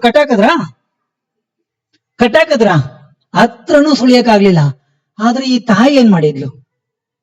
ಯಶೋದ ಏನ್ ಮಾಡಿದ್ಲು? ಆ ಯಶೋದ ಕೃಷ್ಣನನ್ನ ಅಷ್ಟು ಬೈದು, ಅಷ್ಟು ಹೀಯಾಳಿಸಿ, ಎಲ್ಲರ ಮುಂದೆ, ಒಬ್ರ ಮುಂದೆನೆ ಇಬ್ರ ಮುಂದೆನೆ ಮಾನ ಕಳಿಯೋದು. ಏನೇ ಮಾನ ಕಳೆದು 4 ಗೋಡೆ ಮಧ್ಯೆ ಇರ್ಬೇಕು ಅಂತಾನೆ 4 ಜನಗಳನ್ನೆಲ್ಲ, ಇಡೀ ಊರ್ ಜನಗಳನ್ನ ಕರೆಸಿ ಎಲ್ಲರ ಕೈಲೂ ಬಯಸಿ ಕಟ್ಟಾಕ್ತಾ ಇದ್ರಲ್ಲ. ಕೃಷ್ಣ ಏನ್ ಮಾಡ್ತಾನೆ ಹೇಳಿ? ಕಟ್ಟಿಸ್ಕೊತಾ ಇದ್ದಾನೆ. ಹಗ್ಗದಲ್ಲಿ ಬಂಧನಕ್ಕೆ ಸಿಕ್ಕಾಕೊಂಡಿದ್ದಾನೆ. ಯಾರಿಗೋಸ್ಕರ? ಯಶೋದಗೋಸ್ಕರ. ಕೃಷ್ಣ ಏನ್ ತೋರಿಸ್ತಾ ಇದ್ದಾನೆ? ಭಗವಂತ ಭಕ್ತ ಪರಾಧೀನ. ಸರಿನಾ? ಅರೆ ನಿಜವಾಗ್ಲೂ ಯಾಕೆ ಕೃಷ್ಣ ಬಂಧನಕ್ಕೆ ಒಳಗಾದ? ಯಾರಾದ್ರೂ ಹೇಳ್ತೀರಾ? ಯಾತಕ್ಕೋಸ್ಕರ? ಪ್ರೀತಿಗಾಗಿ. ಕುಲೀನ ಮಾತಾಡಿದ ಒಂದೇ ಆನ್ಸರ್, ಪ್ರೀತಿ, ಲವ್, ಪ್ರೀತಿ. ಸದಾ ಕೃಷ್ಣ ಗ್ರಹ ಪೀಡಿತಳಾಗಿದ್ಲು ಯಶೋದ, ಅದಕ್ಕೋಸ್ಕರ.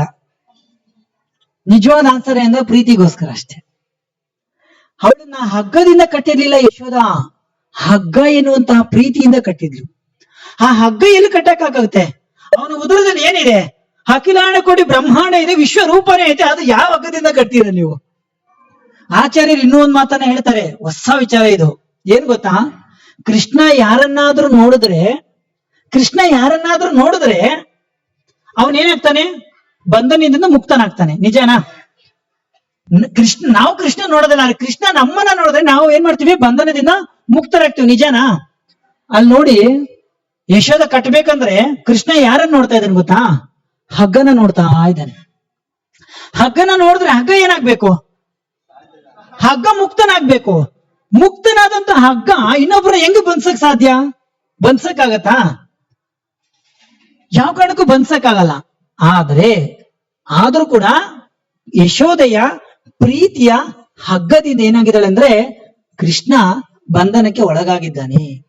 ಇಡೀ ಪ್ರಪಂಚದಲ್ಲಿ ಯಾರು ಇಷ್ಟಪಡದ್ರಂತ ಒಂದು ವಿಚಾರ ಏನ್ ಗೊತ್ತಾ? ಬಂಧನ.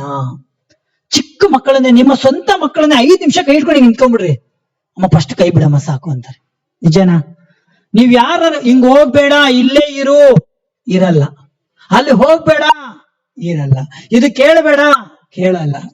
ಬಂಧನ ಅನ್ನೋದು ಯಾರಿಗೂ ಇಷ್ಟ ಇಲ್ಲ, ಭಕ್ತರಿಗೂ ಇಷ್ಟ ಇಲ್ಲ. Free bird. ನಿಮ್ಗೆ ಬಂಧನಕ್ಕೆ ಒಳಗಾಗಿಸಿದ್ರೆ ಕಷ್ಟಗಳು ಶುರು ಆಗುತ್ತೆ. ಆದ್ರೆ ಎಲ್ಲರನ್ನ ಬಂಧನದಿಂದ ಮುಕ್ತ ಮಾಡುವಂತಹ ಭಗವಂತನನ್ನ ಬಂಧನಕ್ಕೆ ಒಳಗಾಗಿಸಿದಾಳೆ ಯಶೋದ. ಯಾರು ಹೀರೋ, ಯಾರು ಹೀರೋಯಿನ್? ಯಾರು? ದಾಮೋದರ ಲೀಲೆಯಲ್ಲಿ ಯಾರು ಗ್ರೇಟ್ನೆಸ್ ಹೇಳಿ? ಯಶೋದಾಮಯ್ಯ. ಅಷ್ಟು ಮಾತ್ರ ಅಲ್ಲ, ಆ ಬಂಧನದಿಂದ ಅವನು ಮುಕ್ತನಾಗಿದ್ದಲ್ಲದೆ ಮಣಿಗ್ರೀವ ನಳಕವರನ್ನ ಕೂಡ ಬಂಧನದಿಂದ ಮುಕ್ತ ಮಾಡಿದ್ರು.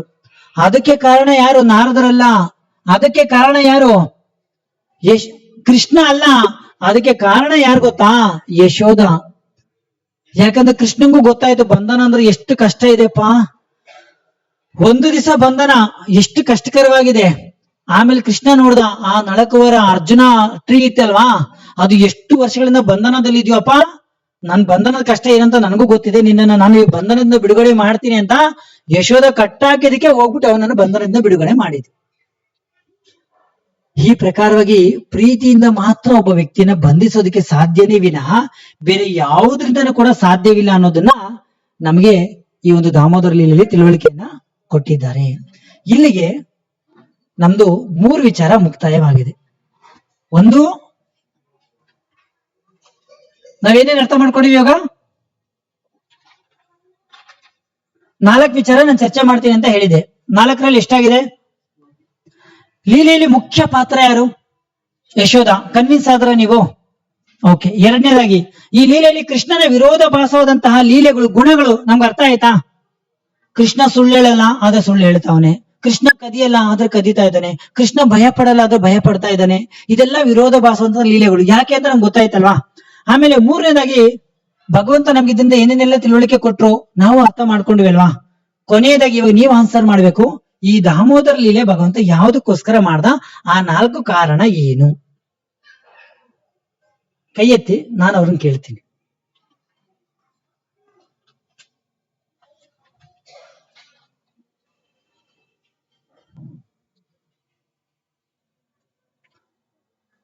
ಯಾವುದಕ್ಕೋಸ್ಕರ ಭಗವಂತ ಈ ಒಂದು ಲೀಲೆಯನ್ನ ಮಾಡಿದ್ದು? ನಾನು ಆಲ್ರೆಡಿ 1-2 ಆನ್ಸರ್ ಕೊಟ್ಬಿಟ್ಟಿದ್ದೀನಿ.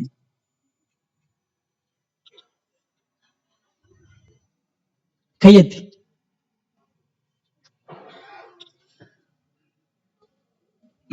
ದಾಮೋದರ ಲೀಲೆ ಕೃಷ್ಣ ಯಾಕೆ ಮಾಡಿದ್ದು? ಸರಿ, ಕೈ ಎತ್ತಿ ಅಂದ್ರೆ ಕಷ್ಟ. ಸರಿ, ಗುಂಪಲ್ ಗೋವಿಂದರೆ ಗುಣ ಅವ್ರೊಂದು ಎಲ್ಲ. ಸರಿ, ಕೈ ಎತ್ಬಿಡಿ, ಆನ್ಸರ್ ಮಾಡಿ ನೋಡೋಣ. ಮಾತಾಜಿ, ನಿಮ್ಮ ಹೆಸರು ಮಾತಾಜಿ? ಶಶಿಕಲಾ ಮಾತಾಜಿ, ಹೇಳಿ ಮಾತಾಜಿ.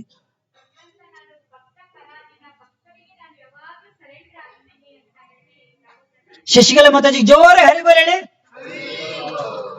ಮೊದಲನೇ ರೀಸನ್ ಅಂದ್ರೆ ಭಕ್ತ ಭಗವಂತನಿಗಿಂತ ಶ್ರೇಷ್ಠ ಅನ್ನೋದನ್ನ ಪ್ರೂವ್ ಮಾಡೋದಕ್ಕೋಸ್ಕರ ಈ ಒಂದು ಲೀಲೆಯನ್ನ ಭಗವಂತ ಮಾಡ್ದ. ಹಾಗಾಗಿ ನಾವು ಯಾವಾಗ್ಲೂ ಒಂದು ಅರ್ಥ ಮಾಡ್ಕೋಬೇಕು, ಏನ್ ಗೊತ್ತಾ? ಭಗವಂತ ಭಕ್ತರಿಗೆ ಇಷ್ಟೊಂದು ಸನ್ಮಾನಗಳನ್ನ, ಇಷ್ಟೊಂದು ಯಶಸ್ಸನ್ನ, ಇಷ್ಟೊಂದು ಗೌರವಗಳನ್ನ ಕೊಡ್ತಾ ಇದ್ದಾರೆ ಅಂದ್ರೆ ನಮಗ್ ಪಾಠ ಏನ್ ಗೊತ್ತಾ? ನಾವು ಭಕ್ತರಿಗೆ ಅಷ್ಟೇ ಗೌರವಗಳನ್ನ, ಸನ್ಮಾನಗಳನ್ನ ಮಾಡ್ಬೇಕು. ಈ ಕಾರ್ತಿಕ ಮಾಸ ದಾಮೋದರ ಲೀಲಾ ಮಾಸ ಒಂದೇ ಅಲ್ಲ, ಕಾರ್ತಿಕ ಮಾಸ ವೈಷ್ಣವರಿಗೆ ಸೇವೆ ಮಾಡುವಂತಹ ಮಾಸ. ಯಾವಾಗ್ಲೂ ಭಕ್ತಿ ರಸಾಮೃತ ಸ್ವಾಮಿ ಮಹಾರಾಜ್ ಒಂದು ಮಾತು ಹೇಳಿದ್ರು, ಮೊನ್ನೆ ಇದಕ್ಕೆ ಹೋದಾಗ ಒಬ್ರು ಹೇಳಿದ್ರು, ಭಗವಂತ ಯಾವಾಗ ಖುಷಿ ಆಗ್ತಾನಂದ್ರೆ ಭಗವಂತನಿಗೆ ಚೆನ್ನಾಗಿ ಪೂಜೆ ಮಾಡಿ ಅಲಂಕಾರ ಮಾಡಿದ್ರೆ ಭಗವಂತ ಖುಷಿ ಆಗಲ್ವಂತೆ. ಭಗವಂತನ ಭಕ್ತರು ಎಲ್ಲೂ ಖುಷಿಯಾಗಿರ್ತಾರೋ ಅಲ್ಲಿ ಭಗವಂತ ಖುಷಿಯಾಗಿರ್ತಾನಂತೆ. ಸೊ ಹಾಗಾಗಿ ಈ ಒಂದು ಲೀಲೆಯಲ್ಲಿ ಭಗವಂತ ಏನ್ ತೋರಿಸ್ತಾ? ನನ್ನ ಭಕ್ತರು ಭಗವಂತನಿಗಿಂತ ಶ್ರೇಷ್ಠ ಅನ್ನೋದನ್ನ ಏನ್ ಮಾಡಿದಾರೆ ಇಲ್ಲಿ ಅವರು ತೋರಿಸಿದ್ದಾರೆ. ಸೊ ಹಾಗಾಗಿ ನಾವೇನ್ ಮಾಡ್ಬೇಕು?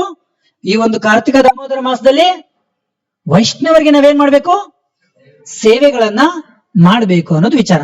Thank you Mataji. ಎಸ್, ಎರಡನೇ ರೀಸನ್ ಯಾರಾದ್ರೂ ಹೇಳಿ, ಟ್ರೈ ಮಾಡಿ.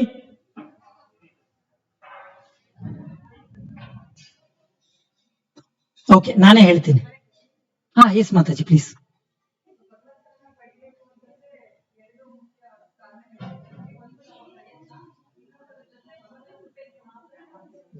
ಪ್ರಯತ್ನ ಮತ್ತೆ ಕೃಪೆ ಅನ್ನೋದು ಇಲ್ಲಿ ಕಲಿತದ್ದು ಒಂದು ಪಾಠ.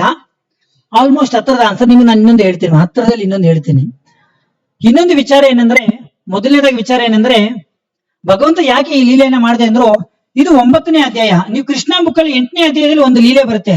ಆ ಲೀಲೆ ಏನ್ ಗೊತ್ತಾ, ಭಗವಂತ ವಿಶ್ವರೂಪ ದರ್ಶನವನ್ನ ತೋರಿಸಿದ್ದು. ಯಾವಾಗ ಭಗವಂತ ವಿಶ್ವರೂಪ ದರ್ಶನವನ್ನ ತೋರಿಸ್ತಾರಲ್ವಾ, ಅವಾಗ ಯಶೋಧ ಏನು ಯೋಚನೆ ಮಾಡ್ತಾರೆ ಗೊತ್ತಾ, ಇದು ಕೃಷ್ಣ, ಇದು ನನ್ ಮಗ ಅಲ್ವಾ, ಇವನ್ ಭಗವಂತನ, ಇವನ್ ನಾರಾಯಣನ, ಇವನ್ ವಿಷ್ಣು ರೂಪನ ಅಂತ ಅವ್ರಿಗೆ ಏನಾಯ್ತಂದ್ರೆ ಸಂದೇಹ ಬಂತು. ಆದ್ರೆ ತಕ್ಷಣ ಭಗವಂತ ಮಗನಾಗೇ ಇರಬೇಕು, ನಾನು ಯಶೋದಾಗೆ ನಾನು ಭಗವಂತನಾಗಿ ಇರಬಾರ್ದು ಅಂತ ಹೇಳ್ಬಿಟ್ಟು, ಆಮೇಲೆ ಭಗವಂತ ಏನ್ ಮಾಡ್ದ ಅಂದ್ರೆ ವಿಶ್ವರೂಪವನ್ನ ತೋರಿಸಿ ಮಾಯೆಗೆ ಒಳಗಾದಂತ ಯಶೋದೆಗೆ ನಾನು ಭಗವಂತ ಅಲ್ಲ, ನೀನ್ ಕಟ್ಟಾಕಿದ್ರು ಕಟ್ಟಾಕಿಸ್ಕೊಳ್ಳುವಂತ ಕೂಸು ಅಂತ ತೋರಿಸೋದಕ್ಕೋಸ್ಕರ ಭಗವಂತ ಈ ಲೀಲೆಯನ್ನ ಮಾಡ್ದ. ಎರಡನೇ ಲೀಲೆ ಏನಂದ್ರೆ, ಯಶೋದೆಯಂತಹ ಭಕ್ತರ ಒಂದು ಘನತೆಯನ್ನ ಕೊಂಡಾಡ್ಬೇಕಲ್ವಾ. ಎರಡನೇ ಕಾರಣ ಯಾವಾಗಲೂ ನೆನ್ಪಿಟ್ಕೊಳ್ಳಿ, ಭಗವಂತ ಯಾವಾಗ್ಲೂ ಏನ್ ಮಾಡ್ತಂದ್ರೆ, ಭಗವಂತ ಭಕ್ತರ ಘನತೆಯನ್ನ ಯಶಸ್ಸನ್ನ ಏನ್ ಮಾಡ್ತಾರೆ ಅಂದ್ರೆ ಕೊಂಡಾಡ್ತಾರೆ ಭಗವಂತ. ಯಾಕೆ ಅಂದ್ರೆ ಯಶೋಧ ಅನ್ನೋ ಪದದ ಅರ್ಥ ಇಲ್ಲಿ ಹೇಳ್ತಾರೆ. ನಾರದ ಅನ್ನೋ ಪದ ಅರ್ಥ ಏನ್ ಗೊತ್ತಾ, ನಾರ ಪ್ಲಸ್ ದ. ನಾರದ ಅಂದ್ರೆ ಯಾವೊಬ್ಬ ವ್ಯಕ್ತಿ ನಾರಾಯಣನನ್ನ ಇತರರಿಗೆ ಕೊಡ್ತಾರೋ ಅವನು ನಾರದ. ಯಾವೊಬ್ಬ ವ್ಯಕ್ತಿ ಯಶಸ್ಸನ್ನ, ಗೌರವಗಳನ್ನ, ಘನತೆಯನ್ನ ಇನ್ನೊಬ್ಬರಿಗೆ ಕೊಡ್ತಾರಲ್ವಾ, ಅವರು ಯಶೋಧ. ಹಾಗಾಗಿ ಯಶೋಧ ಕೃಷ್ಣನ್ಗೆ ಕೊಟ್ಟಂತಹ ಘನತೆ ಏನು, ಕೀರ್ತಿ ಏನು? ಯಶೋಧ ಕೃಷ್ಣನ್ಗೆ ಯಾವ ಕೀರ್ತಿಯನ್ನ ಕೊಟ್ಟಿದ್ದಾರೆ ಹೇಳಿ ನೋಡೋಣ. ಇಡೀ ಪ್ರಪಂಚದಲ್ಲಿ ಕೃಷ್ಣನನ್ನ ಒಂದು ಹೆಸರಲ್ಲೇ ಕರೆದು ಕರೆದು ಕರೆದು ಫುಲ್ ಫೇಮಸ್ ಆಗೋಗ್ಬಿಟ್ಟ ಕೃಷ್ಣ. ದಾಮೋದರ ಯಾರು ಹೇಳಿದ್ರು? ವೆಂಕಟೇಶ್ ಬಾಬು ಜೋರ ಹರಿಬರ ಹೇಳಿ. ದಾಮೋದರ ಅನ್ನೋ ಹೆಸರು ಹೆಂಗಿಂದ ಬಂತು? ಯಶೋಧ ತಾನೆ. ದಾಮ ಅಂದ್ರೆ ಹಗ್ಗ, ಉದರ ಅಂದ್ರೆ ಹೊಟ್ಟೆ.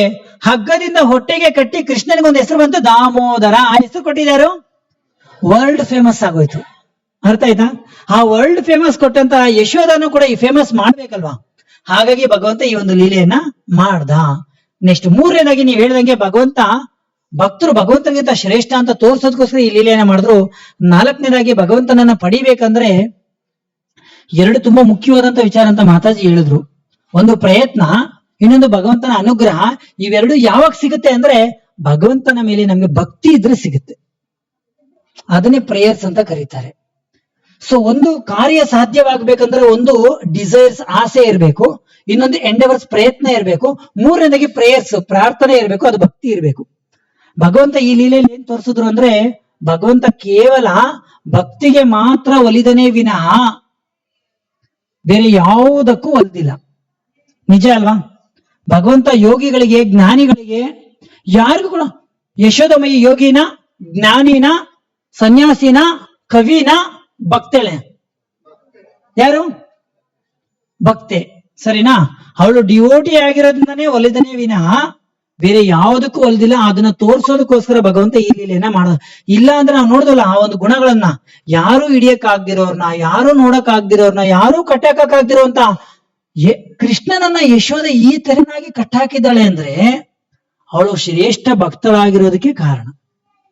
ಅದನ್ನೇ ಪ್ರಭುಪಾದರು ಕೊನೆಯ ಪ್ಯಾರಾದಲ್ಲಿ ಹೇಳಿದ್ದು, ನಾವೆಲ್ಲರೂ ಕೂಡ ಆ ಕೃಷ್ಣನನ್ನ ಕಟ್ಟಾಕ್ಬೇಕಂದ್ರೆ, ನಮ್ಮ ಹೃದಯದಲ್ಲಿ ನಾವು ಅವನನ್ನ ಸ್ಥಿತ ಮಾಡ್ಕೋಬೇಕಂದ್ರೆ ನಾವು ಯಾರನ್ನ ಫಾಲೋ ಮಾಡ್ಬೇಕು? ಕೃಷ್ಣನನ್ನ ಫಾಲೋ ಮಾಡೋದಾ, ಯಶೋಧನನ್ನ ಫಾಲೋ ಮಾಡ್ಬೇಕಾ? ಯಶೋಧನನ್ನ ಫಾಲೋ ಮಾಡಿದ್ರೆ ಕೃಷ್ಣ ನಮಗೆ ಬರ್ತಾನೆ. ಯಾವ ಪ್ರಕಾರವಾಗಿ ಕರುವು ಕರೆದರೆ ತರುವು ಅಂದ್ರೆ ಚಿಕ್ಕ ಹಸು ಅಮ್ಮ ಅಂತ ಕರೆದ್ರೆ ಆದ್ರೆ ಅಮ್ಮ ಕರು ಓಡೋಡಿ ಬರುತ್ತಲ್ವಾ, ಅದೇ ತೆರನಲ್ಲಿ ನಾವು ನಿಜವಾಗ್ಲೂ ಕೂಡ ಭಕ್ತಿ ಭಾವದಿಂದ ಯಶೋಧ ಮೈಯಲ್ಲಿ ಪ್ರಾರ್ಥನೆ ಮಾಡ್ಬೇಕಂತೆ. ಕೃಷ್ಣ ಓಡೋಡಿ ಓಡೋಡಿ ಬರ್ತಾನಂತೆ. ಸೊ ಈ ಪ್ರಕಾರವಾಗಿ ಭಗವಂತ ಭಕ್ತಿಗೆ ಮಾತ್ರ ಒಲಿತಾನೆ. ಭಾಗವತದಲ್ಲಿ ಇದೊಂದು ಮಾತು ಹೇಳ್ತಾರೆ, ಭಗವಂತ ಯಾರಿಗೂ ಒಲಿದ ಅಂದ್ರೆ ಮನ್ಯೇ ಧನ, ಅಭಿಜನ, ರೂಪ, ತಪ, ಶ್ರುತ, ಓಜ, ಪ್ರಭಾವ, ಬಲ, ಪೌರುಷ, ಬುದ್ಧಿಯೋಗ. ಮನ್ಯೇ ಜನಕುಲ್ನ, ಅಭಿಜನ ಪುರಜನಕುಲ್ನ, ಮನ್ಯೇ ಧನಕುಲ್ನ. ಯಾವುದಕ್ಕೂ ರೂಪಕ್ಕೆ, ಕೀರ್ತಿಗೆ, ಯಶಸ್ಸಿಗೆ ಯಾವುದಕ್ಕೂ ಒಲಿಲಿಲ್ಲ. ಆದ್ರೆ ಭಗವಂತ ಭಕ್ತ್ಯಾ ತುತೋಷು ಭಗವಾನ್ ಗಜಯೂತ ಪಾಯ. ಕೇವಲ ಭಕ್ತಿಗೆ ಮಾತ್ರ ಭಗವಂತ ಹೊಲಿದ ಅನ್ನೋದನ್ನ ತೋರ್ಸೋದಕ್ಕೆ ಭಗವಂತ ಈ ಒಂದು ಲೀಲೆಯನ್ನ ಮಾಡ್ದ. ಇಷ್ಟನ್ನ ಹೇಳ್ತಾ ಇವತ್ತಿನ ಪ್ರವಚನದಲ್ಲಿ 4 ವಿಚಾರ. ಭಗವಂತ ದಾಮೋದರ ಲೀಲೆಯನ್ನ 4 ಕಾರಣಕ್ಕೆ ಮಾಡಿದ್ರು. ಜೊತೆಲಿ ಭಗವಂತ ಈ ಲೀಲೆಯಲ್ಲಿ ಮುಖ್ಯ ಪಾತ್ರ ಯಶೋಧ. ಸೊ ಕಾರ್ತಿಕ ದಾಮೋದರ ಮಾಸದಲ್ಲಿ ನಾವು ಯಾರಿಗೆ ತುಂಬಾ ಫೋಕಸ್ ಮಾಡ್ಬೇಕಂದ್ರೆ ಯಶೋಧ ಮೈಯಾಗೆ. 3ನೇದಾಗಿ ಈ ಲೀಲೆಯಲ್ಲಿ ಕೃಷ್ಣನ ವಿರೋಧ ಭಾಸವಂತ ಅದ್ಭುತವಾದಂತ ಗುಣಗಳನ್ನ ತಿಳುವಳಿಕೆ ಪಟ್ವಿ. ಮತ್ತೆ ಆಚಾರ್ಯರು ನಮ್ಗೆ ಹಲವಾರು ಪಾಠಗಳನ್ನು ಕೂಡ ನಮ್ಗೆ ತಿಳುವಳಿಕೆಯನ್ನ ಕೊಟ್ಟಿದ್ದಾರೆ. ಇಷ್ಟೆಲ್ಲವನ್ನು ಕೂಡ ನಾವು ಇವಾಗ ಮನನ ಮಾಡ್ಕೊಳ್ತಾ ದೀಪಾವಳಿ ಹಬ್ಬವನ್ನ ಆಚರಣೆ ಮಾಡ್ಬೇಕು. ಮಾಡೋಣ. ಕಾರ್ತಿಕ ದಾಮೋದರ ಮಾಸಕಿ, ದೀಪಾವಳಿ ಮಹಾ ಮಹೋತ್ಸವ ಕಿ, ಶ್ರೀಲ ಪ್ರಭುಪಾದ ಕಿ. ಯಾರಿಗಾದ್ರೂ ಪ್ರಶ್ನೆ ಇದ್ರೆ ಅಥವಾ ಇವತ್ತಿನ ಪ್ರವಚನ ನಿಮ್ಗೆ ಏನಾದ್ರು ಇಷ್ಟವಾದಂತ ವಿಚಾರ ಇದ್ರೆ ಅಥವಾ ನೀವು ಅಳವಡಿಸ್ಕೊಂಡು ಹೋಗುವಂತ ವಿಚಾರ ಇದ್ರೆ ನೀವು ಹೇಳ್ಬೋದು. ಪ್ರಭು ಹರೇ ಕೃಷ್ಣ. ಗೌರರಿ ಪ್ರಭು ಅವ್ರು 10 ನಿಮಿಷ ಹೇಳಿದ್ರು, ಹಾಗಾಗಿ ಎಂಡ್ ಮಾಡ್ರ. ಓಕೆ, ಒಂದು ಕಾಮೆಂಟ್ ಆರ್ ಕ್ವಶನ್, ಒಂದು ಪ್ರಶ್ನೆ ಅಥವಾ ಒಂದು ಕಾಮೆಂಟ್ಸ್ ಅಥವಾ ಒಂದು ಲೆಸನ್ಸ್ ಏನಾರು ಇದ್ರೆ ಹೇಳ್ಬೋದು. ಯಾರಾದ್ರೂ ಹೇಳ್ಬೋದು. ಜೈ ಶ್ರೀರಾಮ್ ಪ್ರಭು. ಶಿಶುಪಾಲನ ತಲೆ ತೆಗೆಬೇಕಲ್ಲ, ಈ ತಲೆ ತೆಗೆದ್ರೆ ಮಾತ್ರ ಆ ತಲೆ ತೆಗೆಯಕ್ಕಾಗುತ್ತೆ ಅನ್ನೋ ಉದ್ದೇಶದಿಂದ ಆಗಿರ್ಬೋದು ಅಂತ ನಾನು ಕಲ್ಪನೆ. ಪ್ರಭುದೊಂದು ಕಾಮೆಂಟ್ಸ್, ಹಿರಿಯರ ಮುಂದೆ ತಲೆ ತೆಗೆಸಿದ್ರೆ ದುಷ್ಟರನ್ನ ತಲೆ ತೆಗಿಯಕ್ಕಾಗುತ್ತೆ ಅಂತ ಒಂದು ಒಳ್ಳೆ ಮಾತನ್ನ ಹೇಳಿದ್ರು. ಜೈ Shriram. Okay, any questions, any comments? Yes Prabhu. ಹಾ ಹಾ